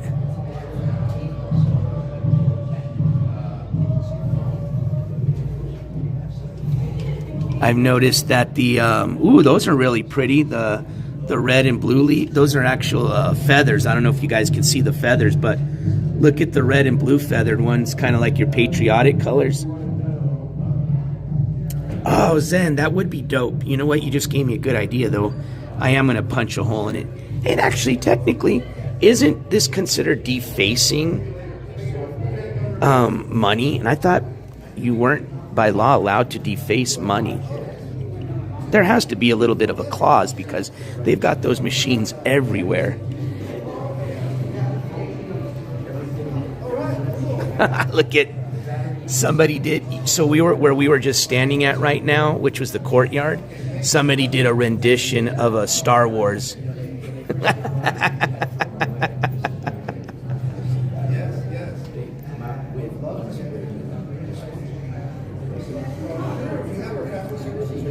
I mean, not like I'm gonna go rat out the Indian Pueblo Cultural Center to the feds, but I just thought that was something I'd heard. Oh, so we're back to where we were at now, the gift shop, where they've got the restaurant. So this is where we were at earlier.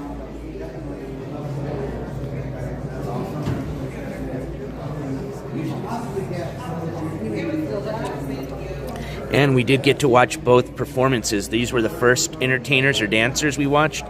And then the dancers right now is the Sky City Buffalo Ram dancers. Okay, so yeah, that was right. Navajo and Apache tribe was the first dancers, and then Acoma tribe is where these new dancers are from or representing.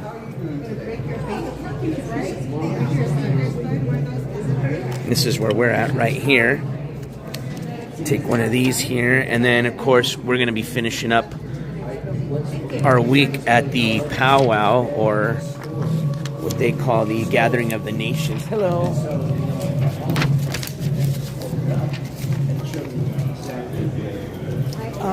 Yes, ma'am. I just wanted to make sure we had gone through this part of the museum. Is there anywhere else or any other exhibit? Go to the south side and look at the baseball exhibit. No, I did not. So you're gonna go into the next building. Okay. And then go straight down the hall.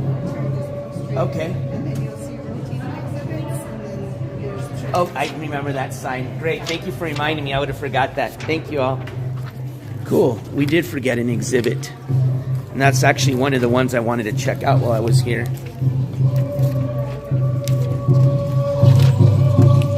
Hello. She said go to the building next door. And I got them. No, not all of them. Not all of them. Oh man, look at all these dream catchers. Oh, you know we gotta peep it. Oh, wow. Those are beautiful. So they've got the little beads on them. Look at all the dream catchers.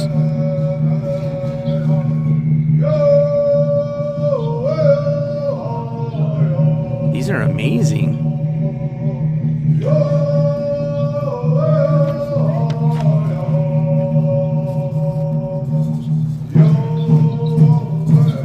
Those are gorgeous, beautiful.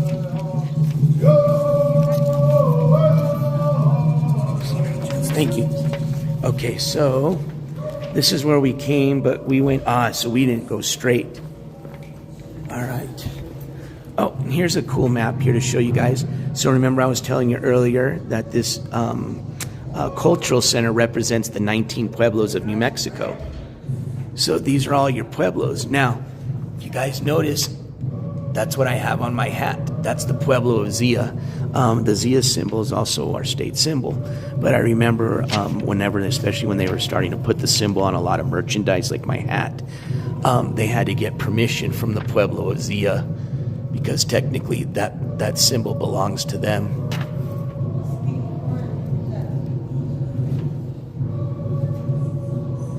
But we're right here in Albuquerque. We're next to the Sandia Pueblo, as well as the Isleta Pueblo. Both of those pueblos have casinos on them. And then when you head up north, like when me and Stick, when we went up towards Santa Fe to Taos, we actually stayed at that really fancy hotel. That was the, I believe, San Felipe Pueblo, I think. Or no. I think that was up. No. Was that more over here? That was a really nice casino too that we had stayed at.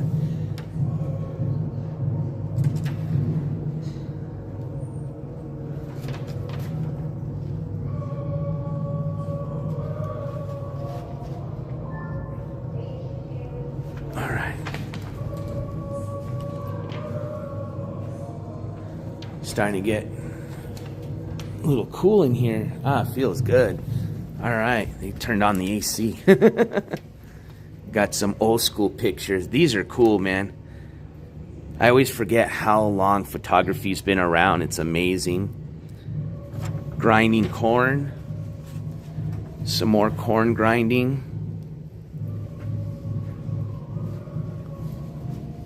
Look at all those corn. Look at all that corn in the Ristras.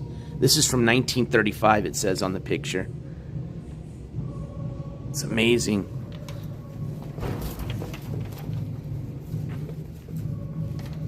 $1935.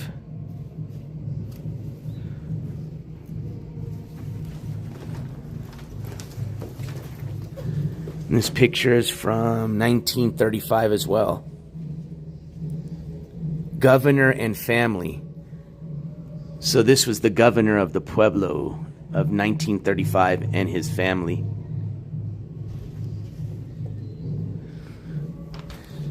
All right. Wow, look at all these exhibits. Oh my gosh. We would have totally missed a bunch of stuff. Okay. Banquet rooms. Okay, we've already gone this side, so we're going to go, she said, straight forward. All right. So for all my people in the art... Oh, we were in here. We did come in here. I forgot. This is the way we came in. Oh, she said rotating exhibits. Go to the right. Excuse me. Here we are. This is what we're going to check out. The Pueblo Baseball Gallery. Show your Pueblo baseball jersey, hat, scorecard photos. Cool. So I guess this is commemorating... Oh, wow. Look at this picture. This is cool. Look at this picture right here. That's some old school baseball. Look at where they're playing. Look at their field. I remember as a kid, I used to play, when we'd have to go down to near Anthony, Texas, we used to play in a dirt field, which was a trip because I never played in a dirt field before until we play, Little League baseball on that field every once in a while.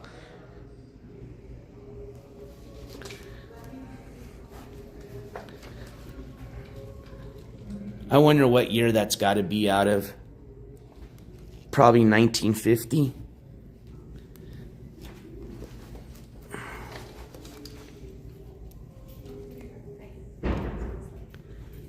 Oh, that's cool. This is where you can sign in. Look at somebody signed in right here. I guess one of the artists. That's a cool way to sign in.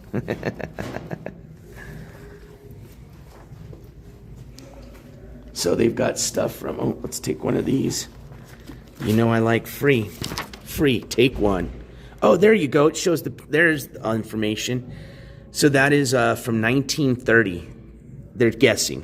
It says baseball game at the Tesqui Pueblo. I can't say that correctly. 1930 possibly. So if we need any information about any of the pictures, we can find them here. So they're going to show, they're depicting even, that it's in, the out on the Pueblos in modern days now. And as we saw in this picture, and back in the 1930s, they had baseball going on at the Pueblos. And that's what I think is amazing is they still play in sand. That's cool.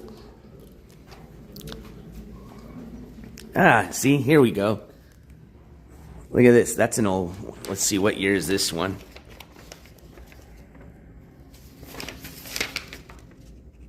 That's the one at the bottom here. That says Santa Clara baseball team. Ah, it doesn't have a date on it.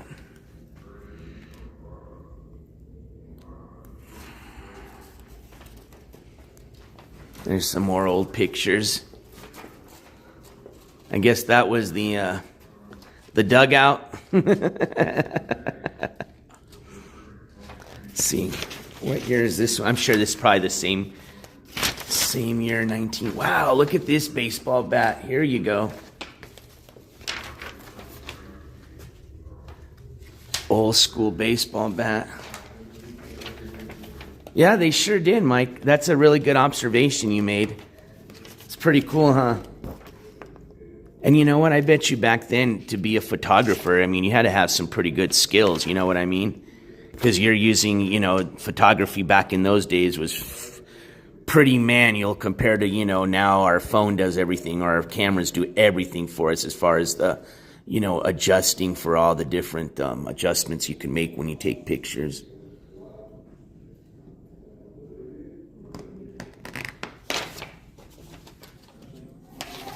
You guessing 60s? Let's see if you got it right.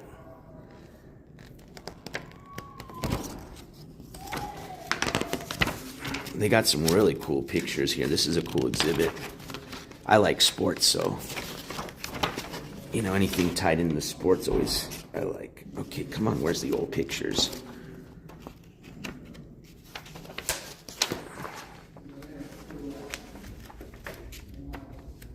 There's some old, I wonder if they give us any more information about the bats, like what year they're from. Let's see here. Oh yeah, I skipped the page. That's why I didn't see those other ones. Here we go. There's the baseball bats. Baseball bats are showing circa 1930s. And then those other pictures are 1930s to 1950s is what they're guessing. So 1930 to 1950.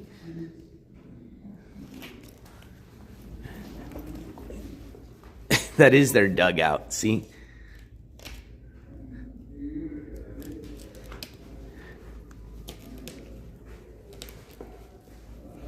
Wow, look at this picture. Holy moly. Dude, they were playing baseball in the Pueblos in 1895. This is at the Albuquerque Indian School. That is an old school picture there. See, let's read about it here. Here we go. Here's a great little page about it. The turn of the 20th century marks the early days of Pueblo baseball.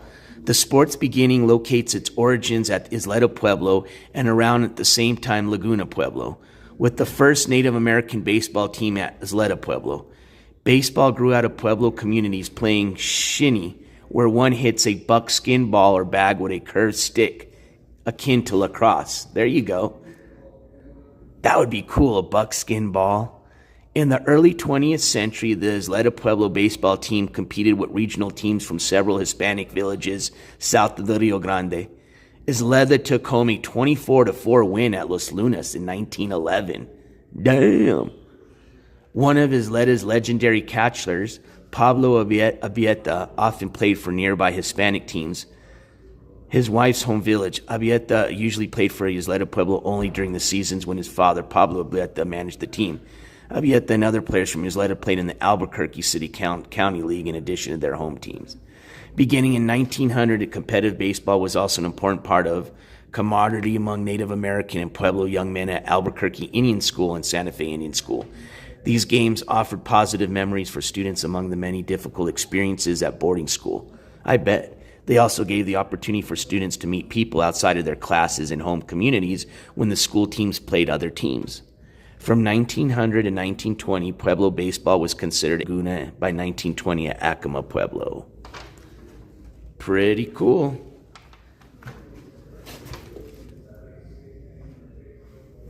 That's a cool picture. I love that.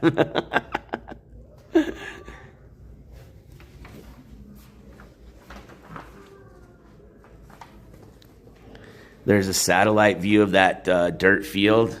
That's pretty dope. Wonder if that's what is that? Looks like a graveyard. It is a graveyard because there's the entrance.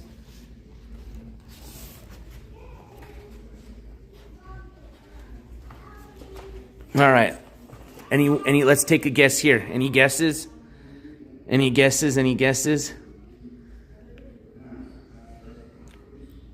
Look at the car right there. That might help you right there. Back when bats was made out of wagon tongue wood, very strong wood. Interesting. I love, this is a cool picture. Because look at, you can see the car in the background to kind of give you an idea of what year. Let's see. All right, so I'm going to guess 1940. I don't know. I'm not even a big car person, so it's not like I'm guessing because I know that car. Okay, Sicilian says 50s. I'm thinking early 40s. Let's see.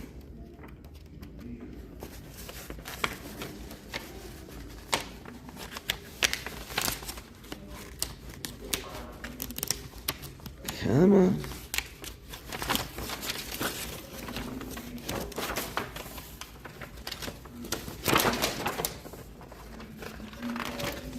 Let's see. Do I got it on here?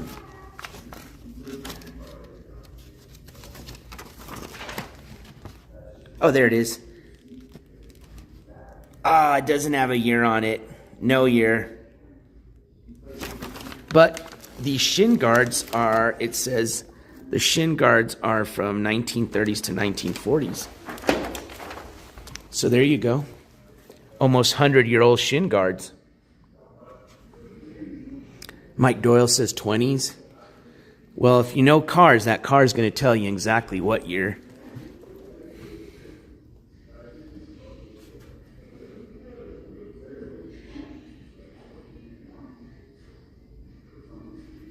Trying to see if they have any big times, pros that came out of the Pueblo leagues.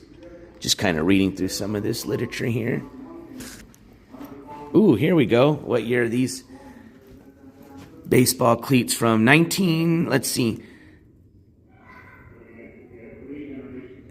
Born 1934, played all positions, 1950s, 1970s. 1958 cleats. Rawlings cleat foot, Mickey Mantle endorsed shoe. So those were 1950, and they were endorsed by Mickey Mantle. Damn, already doing endorsements even in the 50s, man. Well, when there's money to be made, there's always money to be made. I love these dirt baseball fields. That's cool. Look at the view there. You know how you're always used to, that's cool right there. Usually when you look at, people's pictures, right, from like baseball games and stuff, like the little leagues, you don't ever see a background like that. I think that's pretty legit. Oh, that's gorgeous. Look at, here's the stadium or the field. That's a beautiful field. I would love to play baseball on that. That's cool. Oh, okay, they got some grass now. Okay, they got grass now. They've got grass now.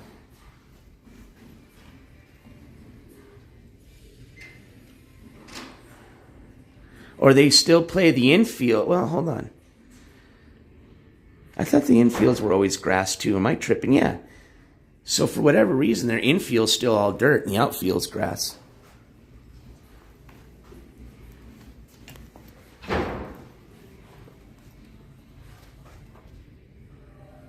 Look at this guy's got some tats. What year you think this is? Let's see what year. They even had tattoos back then.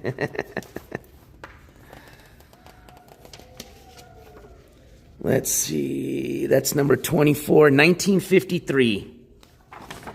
Damn, was that a high school? Indian World Series.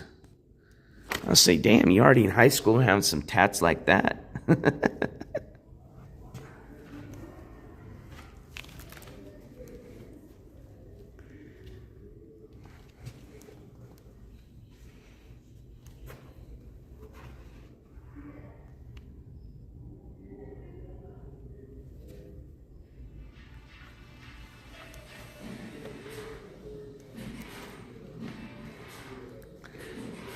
They do look like tap shoes.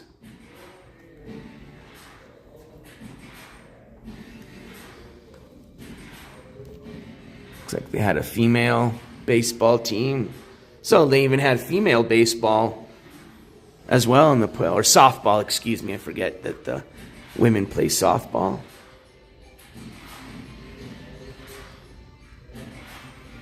Well, women can also play baseball, but traditionally softball. What up, Navajo Blondie?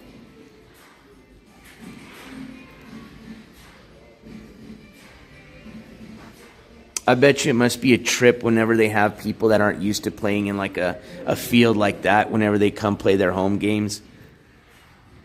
I would think that'd be so cool to go out to, like, if I'm, you're used to never being out in a dirt stadium like that or field. Never see one like that. And you come out to New Mexico to play and you see that. That'd be a cool experience.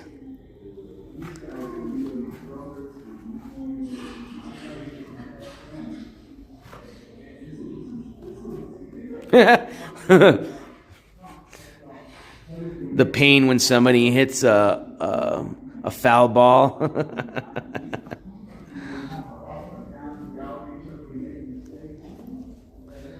Hell yeah, that's a classic. Look how clean. That's a 1998 or 99.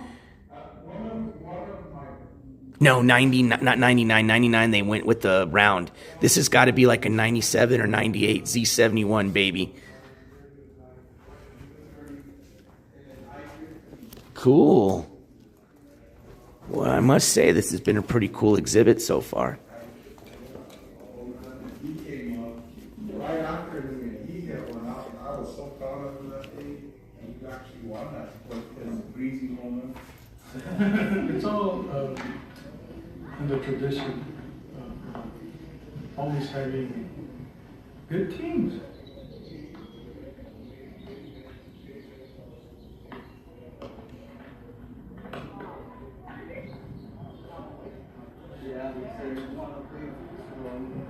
Everybody calls me, I'll be a player, but I'm not going to tell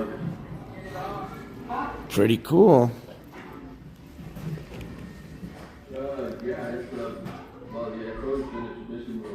Actually, it looks like there's a lot of fields that are still dirt fields. That's cool.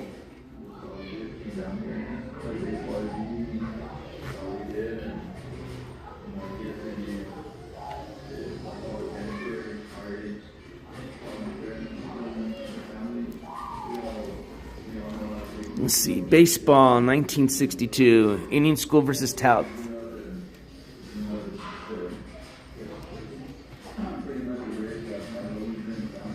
Wow, they've got a lot of pictures on this one.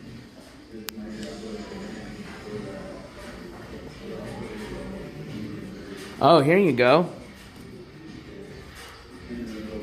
Catcher's glove, 1930s.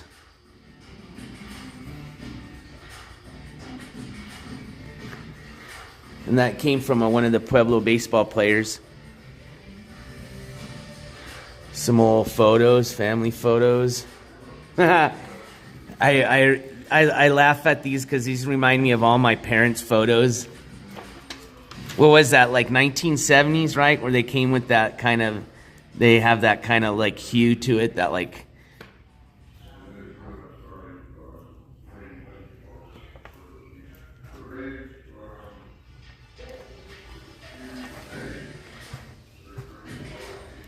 $1982, yep, I remember the 80s.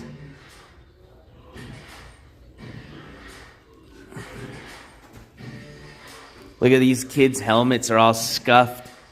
I bet your helmets get all scuffed being tossed in that dirt all the time. That red hue, there you go. Hue is the word I was looking for. I appreciate that.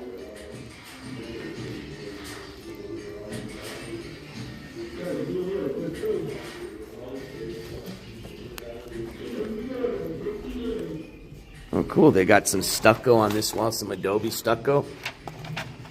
See, this is real Adobe stucco. You can see the actual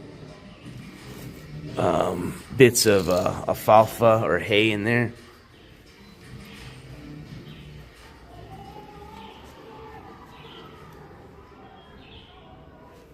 I guess this is another part of the exhibit they have here. That's a rotating exhibit that we were just at, so they rotate that in and out. Oh, this is birds and feathers, so this must be a lot about birds and feathers and why they used them as designs on a lot of their pottery.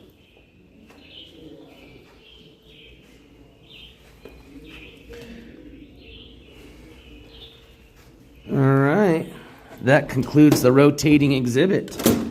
I think that was, oh shoot, I didn't even see that above us. Look at that. What is this supposed to be? Oh, it plays whatever it plays. It's a projector. I see. Oh, somebody's just got it on a regular like video. All right. So we're back out here. All right, let me just make sure I didn't miss anything. Banquet rooms. Museum closed beyond this point. All right. I smell food. It smells really good. I almost want to pretend like I have some reason to go out there.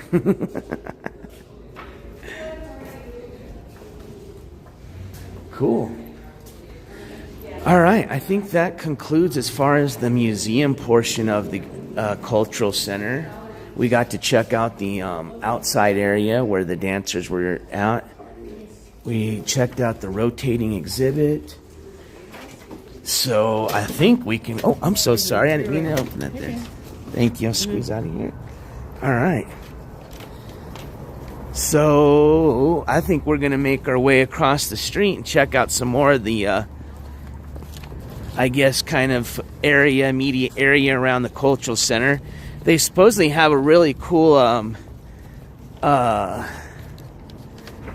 that was part of the museum in the kitchen. Okay, cool. They have a really cool fossil and rock store. Should just be down over here if I'm not mistaken. Oh, let's go check on Rio.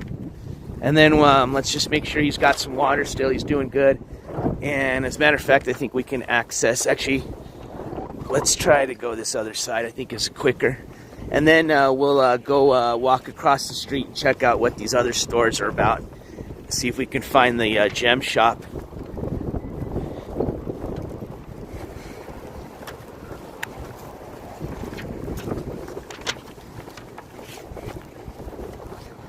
Friday's going to be super cool, man. I'm telling you. Those powwows are crazy loud. And I love the drums, man. When they get drumming on those drums. Boom, boom, boom, boom.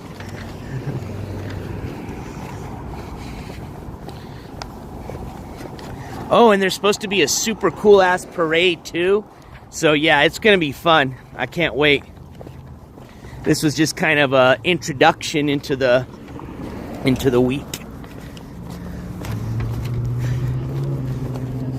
Excuse me. Yeah, see, so these are all the businesses across the street. So we'll go check on Rio right now, and then we'll go work our way across the street.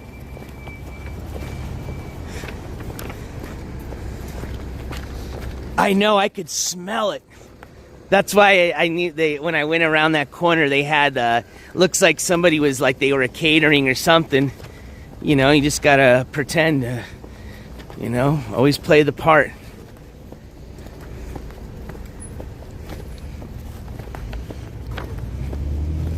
You could say, oh yeah, I'm the videographer for the event.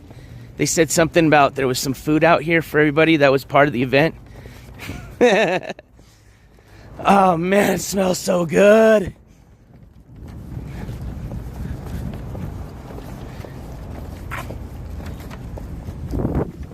All right.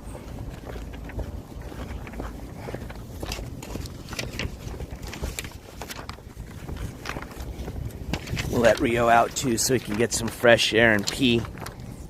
Take a little Rio break.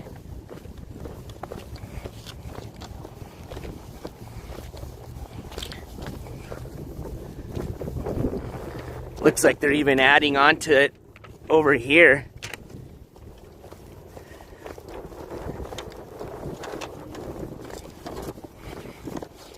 Oh yeah, the restaurant in there is really good. It's got really good reviews.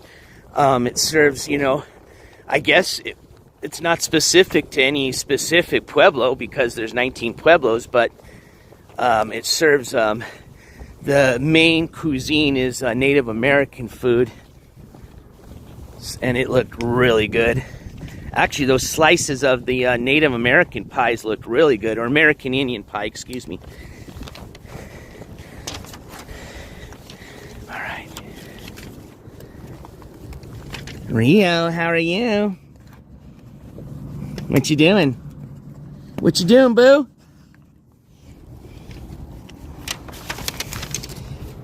How's everything looking? Safe and secure? All right, Rio.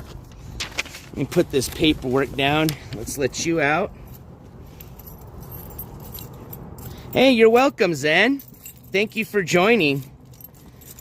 Hopefully you can make it out on Friday. It's going to be really exciting. I don't know what we'll do tomorrow. I'm sure we'll find something to do. Come on, Rio. I don't think there's any other dogs here, so you can just roam. Ugh.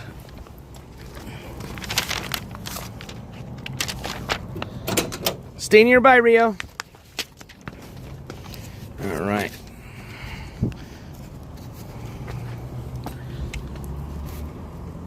What you doing, huh? Oh, yes, yes. All right. Oh, he still got plenty of water. Excellent. All right, Rio, you're looking good in there, huh? You got plenty of water? We're going to go check out the rock show or rock museum or whatever, and then we're going to come back, and then we'll go get some lunch. What you got? Did you get a sticker? No sticker. Let's go. Come on. He's like, no, I want to go with you. I know. Come on, let's go back in the van. Back in the van. This way. Come on. You know, I don't know why he jumps like that. He could just go through here, but... Well, thank you. You got some interesting reading material to take. Do you want this one? Oh, I know. I'll give you kisses, too. Yeah. I miss you, too. All right, you go back to napping, dude. We'll be back. We're just going to go look at this rock shop really quick. All right. Let's continue.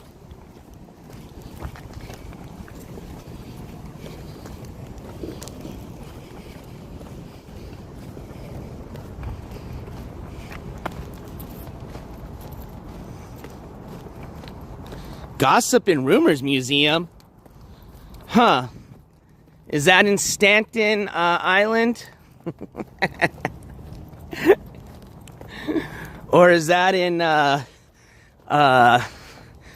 where's Broken Arrow, Oklahoma, where Ski Mask lives?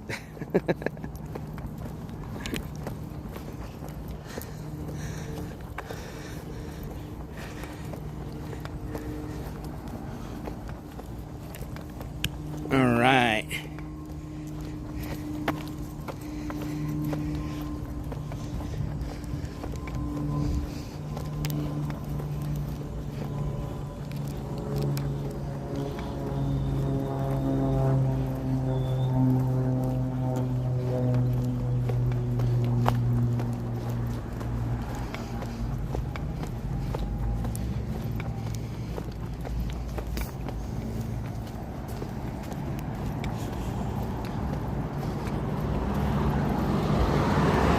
Make sure you guys are doing all right.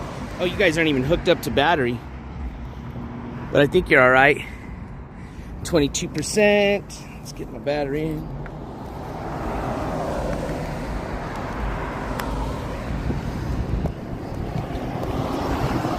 Perfect. I think we'll have just enough time to make it to the... I guess we'll cross the right way. Go down here and use the crosswalk. But yeah, we'll just browse around and check out this rock store. I've never been, so I want to check it out for my pops. My dad is a huge fossil and rock collector, so kind of wanted me to scout out this place for him and let him know if it's any good. And then if it is, He's going to come up here and check it out himself. So hopefully he's watching the live stream. Shout out to you, Papa Courts, if you are. They do have crystals there, Zen. They do. It's supposed to be the biggest gem rock store in the whole state.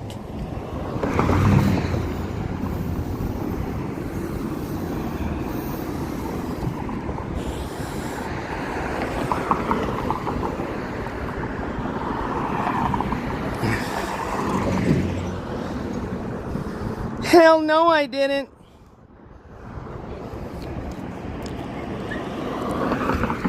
I didn't even read your message, Sicilian. You didn't remind me.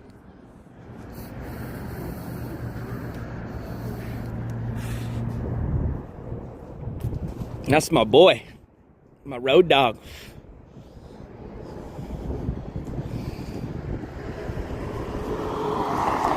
God damn. How long is this light? I'm just gonna jaywalk at this point.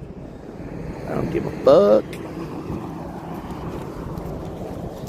I ain't got patience today. It's actually gonna turn right now. Well, at least I was already halfway across. We good. We good. All right, let's find these rock shop. If I can find it. I know it's somewhere here. If it's in a big, supposed to be a big place, it should be in a big building. Let's see. I have a feeling it's over here.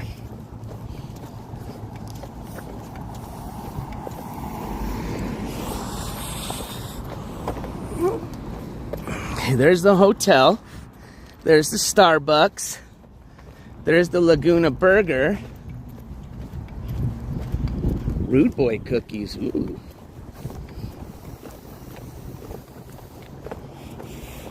There's the Domino's. There's another Town Place Suites. Wow, they even got some little hotels here.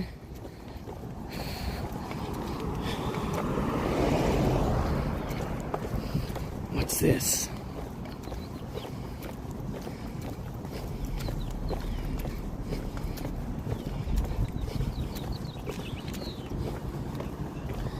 '12th Street Tavern. Ooh. What is this? Oh, a community book cabinet. Cool.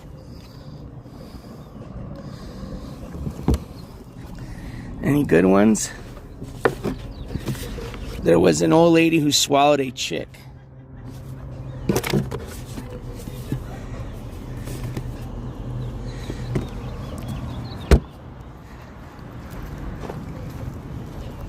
It's like we got like a little food place and bar. All right. Let's keep walking around and see.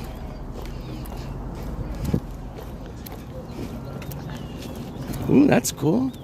Damn, I never even seen this place. That's nice. They got an outside bar. Cool. Maybe if we can bring Rio here and we can come have a beer.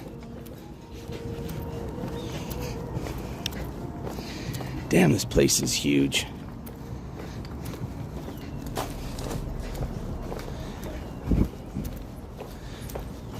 Oh, there it is. There it is. Mama's Minerals.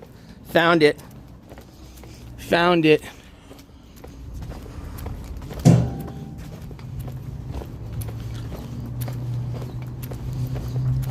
Ooh. Yoga, massage, and facials, and a soak. Rainwater wellness. Looks fancy.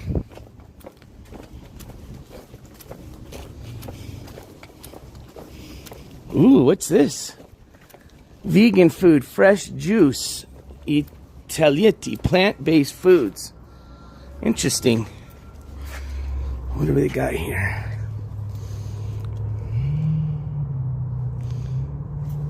Whoa, what's... Hey, gathering of MCs.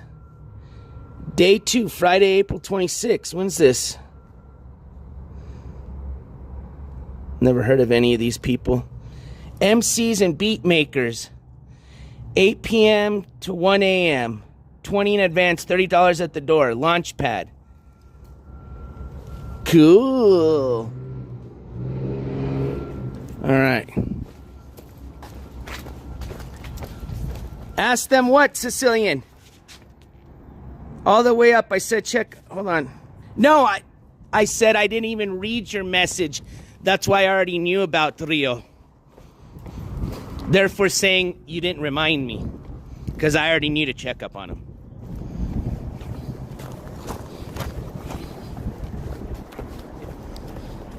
But ask them what. All right, let's check this place out. First, I got to find the entrance, which I believe is over here. Oh man, this place looks cool. I can already tell you. I'm gonna freak out in here.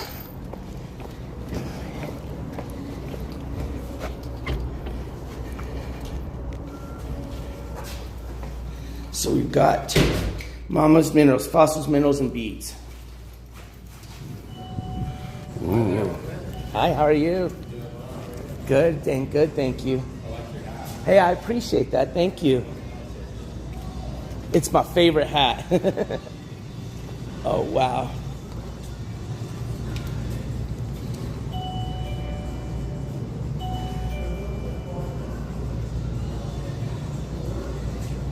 They've got all sorts of goodies. These are cool. You can already make them into a pendant. Copper plate geode. That's dope. So it's a geode, but it's got the copper plating on the outside, and then it's already got the hook up here for the pendant. Oh, if I can bring Rio. Oh, yes, cool. No. On our way back, I'm definitely going to ask, because I definitely think it's time for a beer. Some amethyst. Ooh, those are pretty. That's pretty.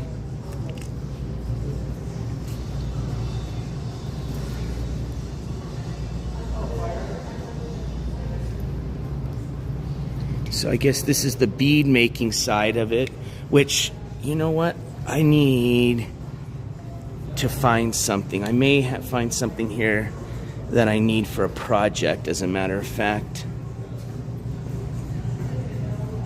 Look at these. What are these? Oh, these are cool earrings. Are these earrings? Oh no, these are pendants. Cool. Those are awesome. Man. I don't know. I want to bring my dad home something, but I don't even know. Boil stones. Interesting. Or Bogie stones, excuse me. A pair of concretions that help to create space for yin-yang energetic balances. Interesting.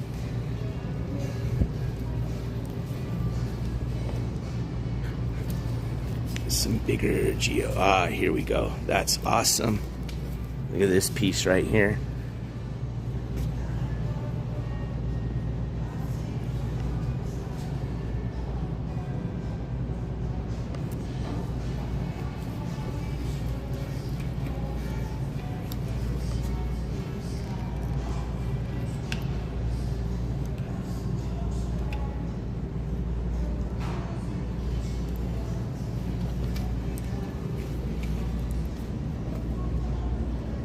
Got a lot of different rings.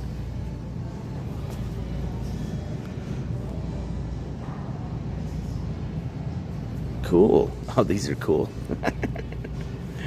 Like that. All right. Just kind of looking at some of their small stuff here. We're going to work our way over to the other side of the store. They got so much stuff here. What are these? A horn pendant. I think this is where I was looking. I need something that works specifically for something that I'm working on. A sea urchin spine. Cool.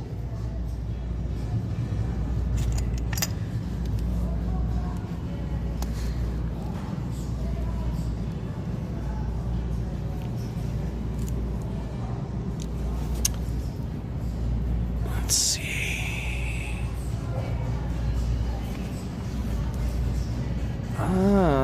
Let's see. That's the little gemstone bottles. Nope. Oh, these are cool. What is this called? It's magnetic, obviously. I do, Sicilian. My mom's just very picky, so it's hard to find her stuff. As a matter of fact, when we were at the Coca-Cola museum, we got Mama Courts that really awesome polar bear glove.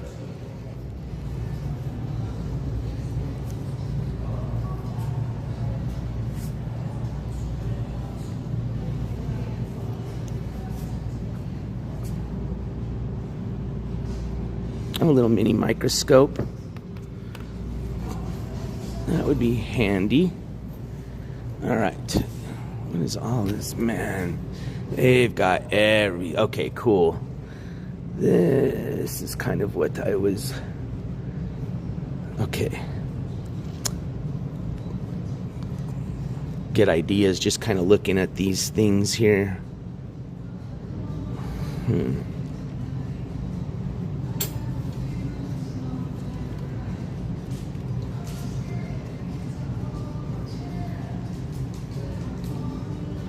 That feels nice in here, Zen.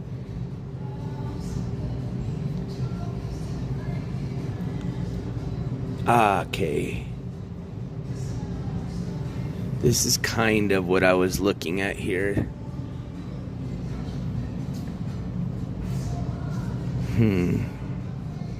So if it's gonna be the wood with the... So I have to quit. I don't know. I do not know. But I'm getting good ideas. Man, they've got everything. Little charms. Look at all the little charms.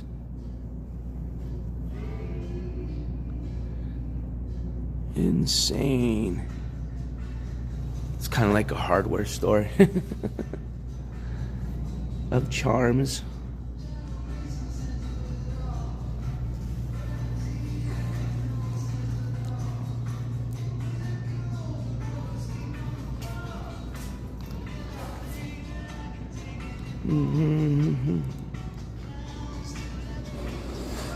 Beads? Ooh, yeah. I love beads.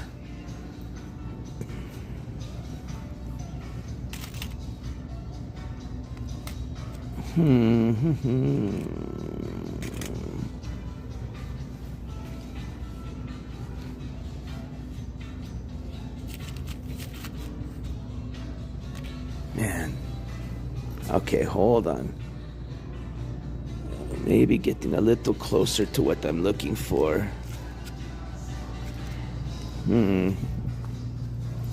Wow.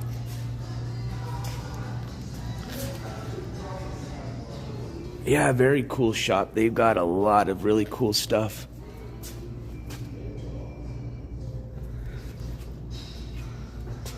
A lot of crystals in here.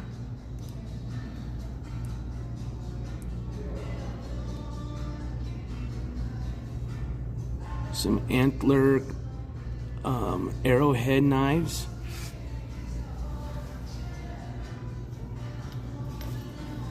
Some books. What are these? Oracle cards.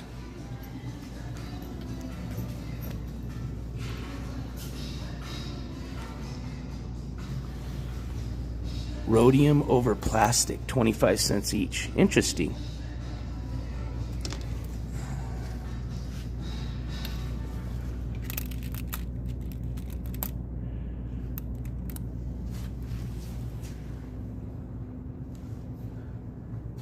A horn for the band, that would be awesome. It is lacking one. Ooh, look at porcupine quills. Those would be interesting.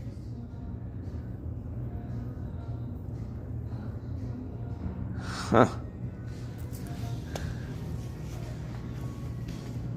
Ooh.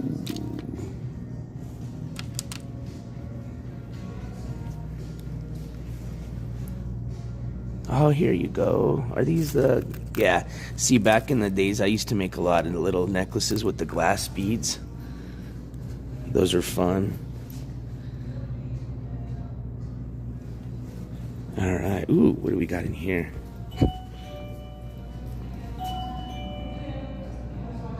sterling silver stuff. Oh, cool. So they have stiller serving pennants.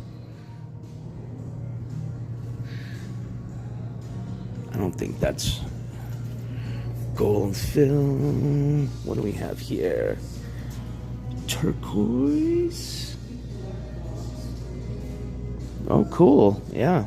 So if you want make your own jewelry, they've got some turquoise here. All right, let's go to the other side now.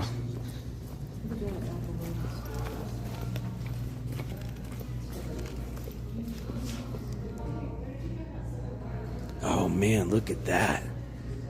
That is gnarly. Look at the crystals coming off of that.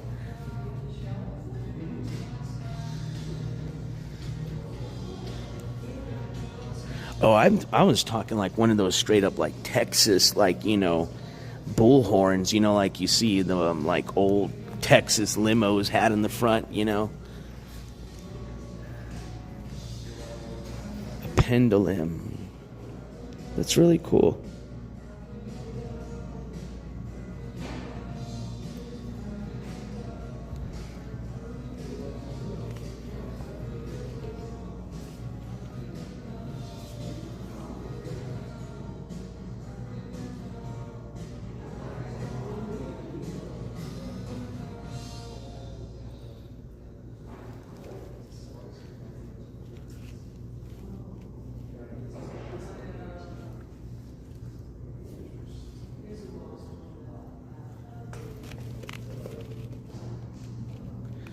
Yeah, I think Papa Courts would definitely like this store.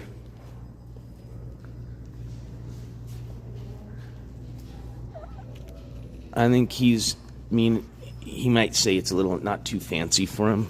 He likes, you know, the old school like rock shows, you know, where everything's dirty. But he definitely liked this place. Here we go.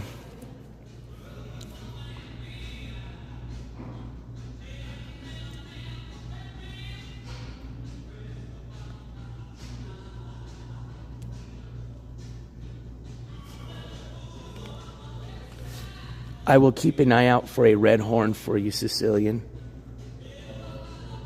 There's some fossils right here. That's the stuff I wanted to see. And there's some pollen. They have cedar sticks, eucalyptus, sage. The pine, I bet you smells good. This pina. Ooh, lavender. I love lavender.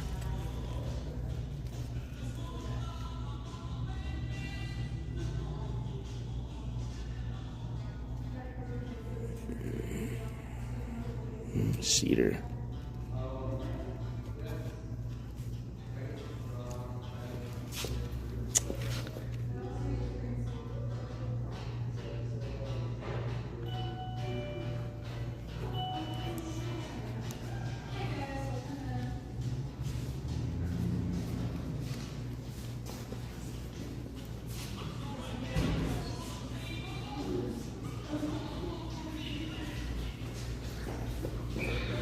A lot of people in here now.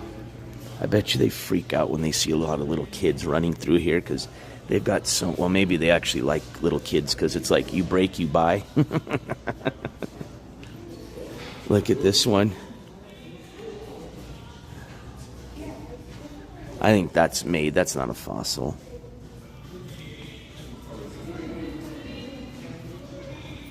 That's a fossil.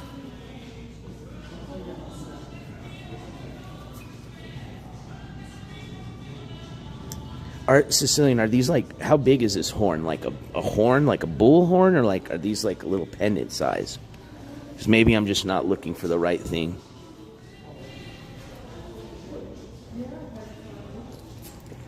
Here's some crystal shaving block made with natural mineral salts, no aluminum or perfumes. Crystal deodorant stick made with natural mineral salts. Interesting. Is this like a sample deodorant stick? Travel size. I kind of want to try this. So I do need deodorant, as a matter of fact. Lightly moisten top of stick with cold water. Apply to clean underarm, smooth into your underarm in moist water.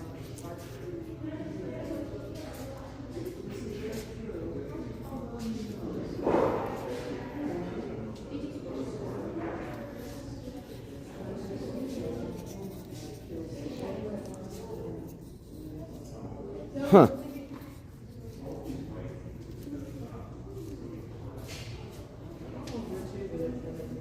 Interesting. Very, very interesting. Which one did I just have, Zen?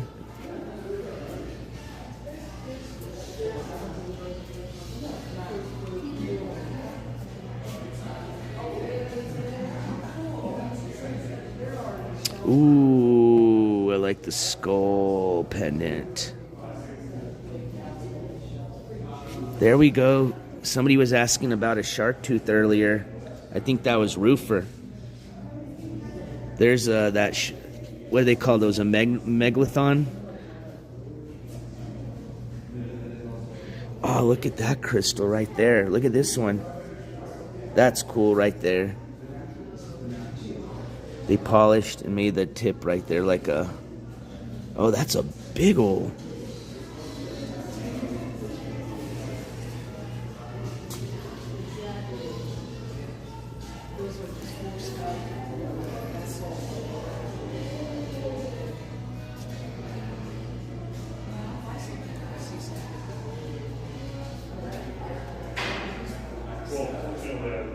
Okay, pennant size is a little bigger. You find out cash. Pennant size is a little bigger. Okay, so I'll ask the person. Just tell me what to ask for again.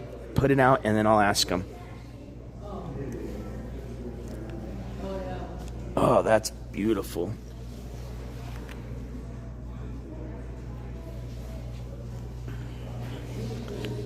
Like, is this what you're looking for? A horn? Oh my gosh, there's more stuff over here. Yeah, this place is huge.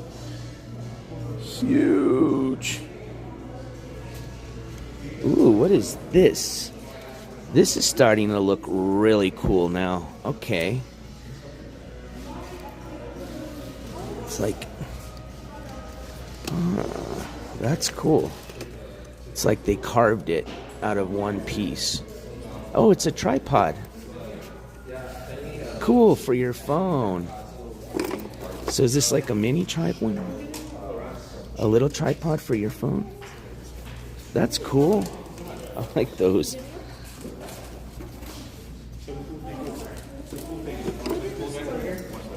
Oh, for rocks. What am I thinking? You could put all sorts of stuff.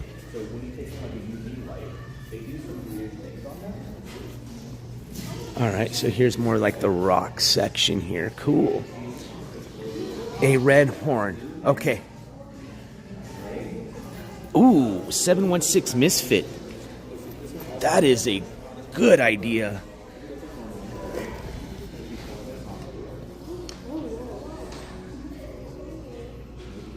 Yeah, these are really dope. So if you want to buy one of these, you're going to have to get the sticker from I'm trying to see if you can adjust it, if that's how it kind of works with this, or if that says why. Okay, I think that's where you would have it right there.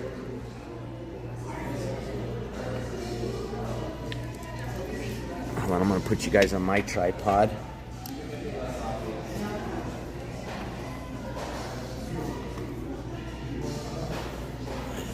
Made in India, so I guess you'd want your pot to fit in there. Interesting. The tripod with your tripod. Yeah, I'm trying to figure out. They're saying it'd be kind of cool to put a plant pot on there, so I'm trying to. Something with like a rounded base. Yeah. That's what I was trying to see because it doesn't. And I had a question. Maybe you can help me. I have a person that was asking me if you guys carry a red horn. Red horn. Yes, that's all they told me. They said independent size. Sounds like a shell, but we don't have many shells here. Okay. It sounds like sort of like a conch shell, but no. Okay, No, and I'll see if maybe that's what they were asking about. There's a store called Jackalope that around here that I've- does a bunch of like pottery. I've passed by it before. They've got an impressive bead section, and they sell some shells there, like conch shells and Okay. mother of pearl shells with like little pearls embedded in there. Okay. It's a pretty cool spot to check out too. I've passed by it and seen the planters and stuff by there, but never been in there. You interested in taking a closer look at anything out here? No, I was just using this as a base here, but Let's see if it'll. that's cool. Right. It's kind of a balancing act, you know. And that's what I was thinking. I was like, what is the tripod for? And I was thinking maybe, well, rocks, you know what I mean, you guys. But We've got one selenite sphere right there on the tripod stand. I see it. Yeah, That's cool. Yeah. Nice. Well, thank you for explaining that to me, and I appreciate the help. Of course, if there's any questions I can help answer. Thank you. Appreciate that. Oh, shh. She says it's called an Italian red horn. Italian red horn. So I don't know if you've ever heard of that. I'm not familiar. Okay. Thank you. They're going to look it up for you, Sicilian. But if they have something like it, I'll get it for you.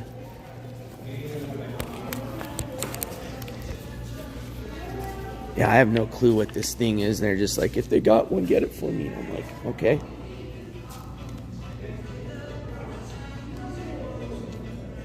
Oh, it does look like a coral, right? Is it? Or is it just a shoe? Con el cielo. It looks like a charm, like the shape, the cornicello is another name for just the horn shape. Okay. But it looks like the red ones are typically made of coral. Coral. Okay. Yeah, some okay. like red Mediterranean coral. And we don't have any, I don't think we have any right now. The closest thing that I think we would have to that would be a glass chili pepper that we have as a bead. Not over here. We do have some red coral, but we don't have like real long spindles. Okay, I'll look at it just to see if that's something they're interested in. So, I mean, we've got some bead strands, like these natural colored red Mediterranean coral, which are both, I think, 53 or 44.99 a strand. And then I actually do have some long stalks of natural red Mediterranean coral. I have some short ones here. Oh, okay. But and that's a very close match to the color, at least. Okay. Okay. But I don't think I have any that are shaped like that horn, like a curled horn. Okay. Well, I appreciate you looking. I didn't know what it was, so I was like, I'll just ask, and if they got it here, we'll get it. So thank you. We do have like. I just saw that. I was gonna actually show and see that. Right. I was like, I don't know what this is, but that looked cool. I guess this one kind of looks the most like a horn, right? Yeah, but this what is what is this? This is bamboo coral. Bamboo coral. It's a coral that's already been bleached through, Okay. Well, not really artificial process. It's been Cool. Industrial process. Just the oceans they're not as they were Right. once upon a time. So they've salvaged these, and this is typically dyed for a lot of beads, like the necklace I've got on right now. Honestly, this might be the closest thing that you That's can cool. find to a horn. Now, you know what's funny is just thinking what they said. I was looking at your necklace, and I'm like, if I had to guess on something, I would be like, is that what does that? You know what I mean? That's cool. I like your necklace. But this is the same stuff as this here. It's just dyed. colored. This is Okay, dyed. dyed. Awesome. Yeah. Well, thank you for the information. Not a problem, man. Happy to help. Thank you.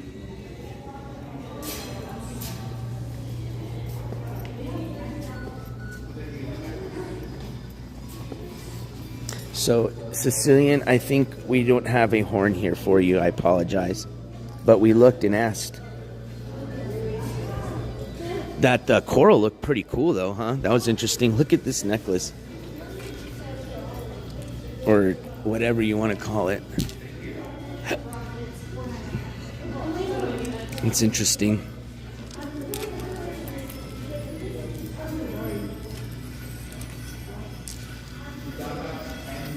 A crystal gem ball. Cool. Ooh. Might have to put... Oh, I don't have 50 cents. Please don't with every purchase. Cool. Ooh, look at... They have... These are cool. They have keychains. I've actually never seen a keychain like this before. That's a really good idea. It is, Will. It's going to be starting on Friday. It actually starts tomorrow, technically. But the main gathering, or where I'm going to be going to, is going to be on Friday. Friday and Saturday are the main shows, but I'm going to be going on Friday. But I think Thursday is when they have their kind of version of their, like, a Miss America. But it's the Miss American Indian version of it. I think that's on Thursday. These are cool.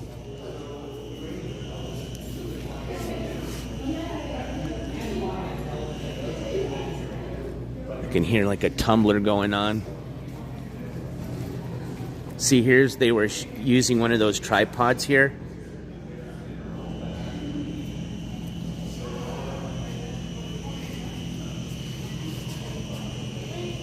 Oh, they got more stands here. Those are kind of cool, though. I'm not gonna lie.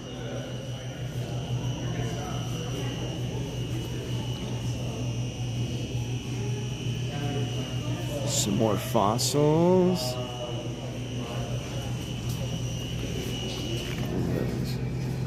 A phone plate.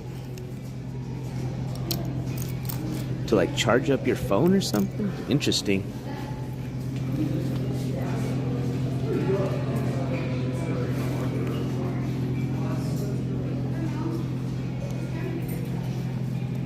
Yeah, so on Friday I'm going to be going in, and that's when the big show will be, Will. So if you have a chance... Oh, who was that? Whoever was asking about the shark teeth. There you go.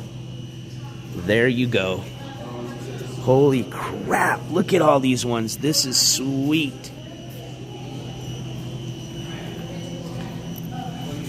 Dinosaur bone. Cool. Yeah, this is what I like to look at here.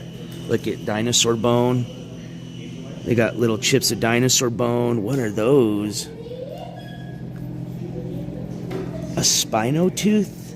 Cool. Is there anything in the case? Not right now, just looking. Thank you, though, for asking. A spinoceros tooth.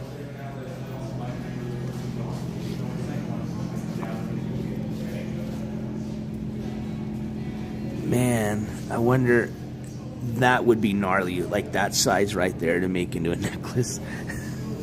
I mean, honestly, I'm so over the top. I would just get one of these big ones right here. This is probably about 6 inches big, and just make that into a necklace. Okay, cool. My dad might have even ran into him, Will, because my dad used to love buying turquoise. And my dad, you know, is from Las Cruces, so... If your dad ever sold or went in any of their local rock shows, I'm sure my dad probably was in the vicinity. Yeah, wow. Yeah, they've got some really cool stuff here. They've even got little, look at, little mammoth tusk. Source, Fairbanks, Alaska. Discovery date, 2020. Wonder how much they want for that. That's cool. I guess you take these, the tags. Oh, okay, cool. So that's $3.99. Oh, I actually might get this for Papa Quartz. Mammoth tusk. Find one that's got some pretty cool color in it. Ooh, that one's really pretty. It's got a little blue in it.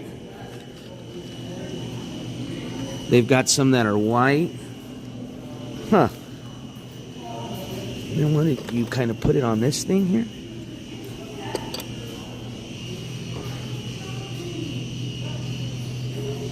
It is a small world, I know.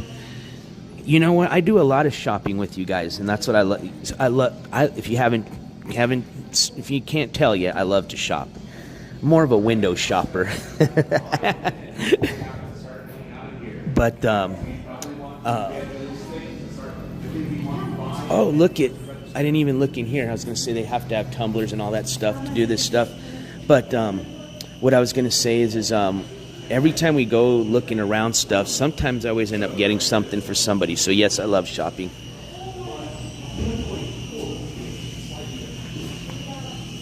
I think the last time I went shopping was we got Mary T that duck call at the Duck Commander warehouse. Sea urchin spine. How about a sea urchin spine? Sicilian?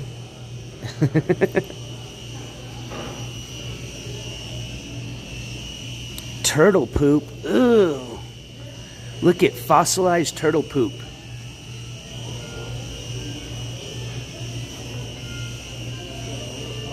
Some more fossilized turtle poop. That's pretty interesting. I mean, it does look like poop. Actually, maybe I should get some of this for Dad. Dad, do you want some fossilized poop? Honestly, that is kind of an interesting piece. Looks more like Dobby's poop, to be honest with you.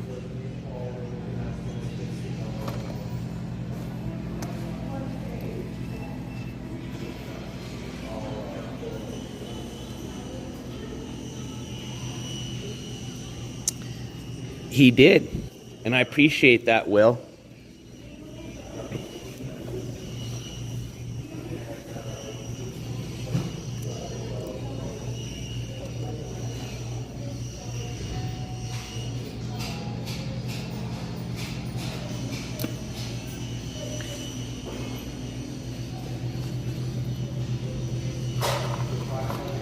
You'd be surprised how many people don't ask for permission. I'm a pretty nice guy. You just ask, I'll always say yes most of the time.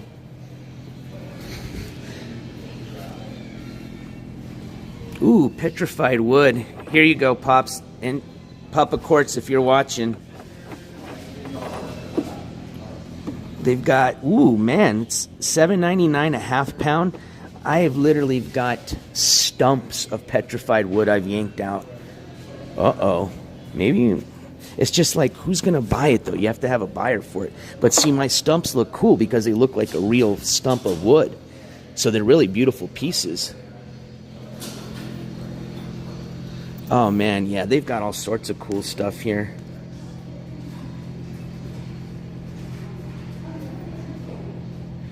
And what I like about this place is they've got stuff that's probably thousands of dollars to stuff that's just a couple of cents, you know, 50 cents, a dollar. You know, a little bit of something for everybody. Ah, see, here's some really nice pieces. See, this is some really nice pieces of petrified wood. It's polished, and then you can see the bark at this on the side.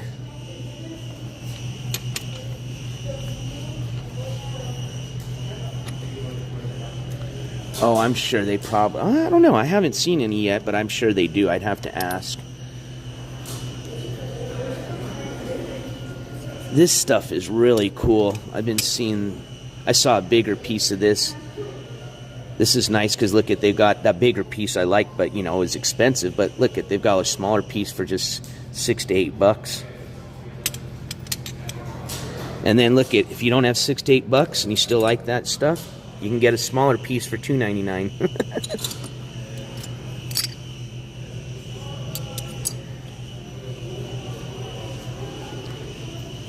Titanium black kyanite, aluminum. Interesting. Wow, that's cool.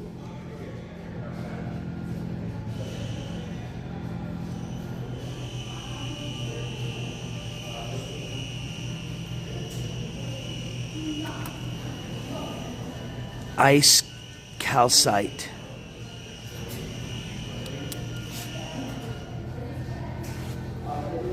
Some bigger ice calcite. That's beautiful. I like that. That's cool. Does look like ice. Some pink calcite. Oh my God. And then I keep turning around here. It's just some more stuff. And then what's cool is it tells you where they found it. A lot of this stuff is from New Mexico.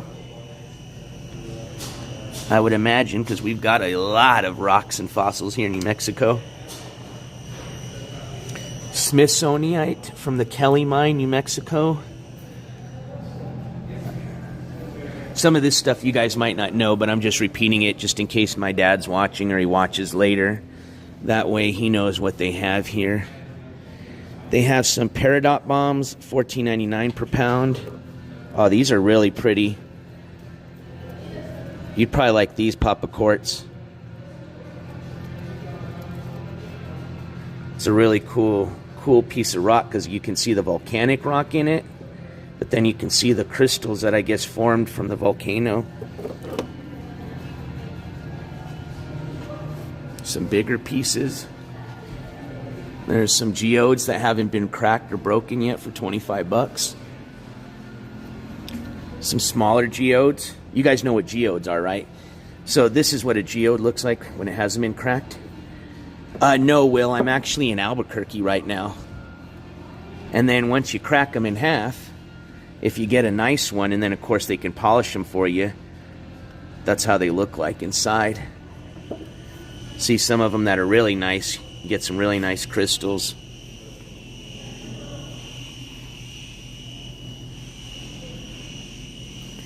Ooh, they've got some big boys here. Buy 1 ounce, get 1 free. $26.99 each.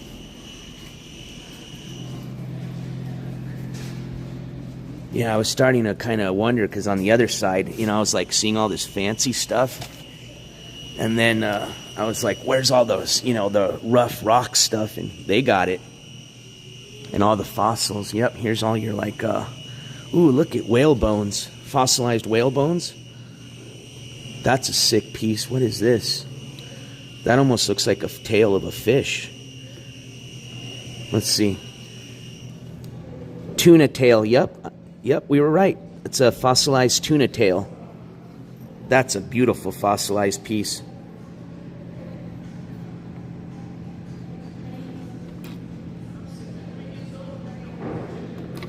Well, I'm sorry to hear that their turtle got away. I mean, I would imagine it can't get too far, right? I mean, they're not the quickest things. But I would just be afraid it'd be ran over, you know, it'd be my concern if it gets out in the road. Oh yeah, look at the vertebrae. See the vertebrae? So what are these whale bone vertebrae? Okay, so they're ear bones and vertebrae. So these are fossilized whale bones. Look how cool these ones are. It even has some shell in it. Some, you know, just from the shells appearing on them once they're just, you know, into the bottom of the ocean, fossilized as a bone. Shells growing on them. That's cool. Some fossilized coral.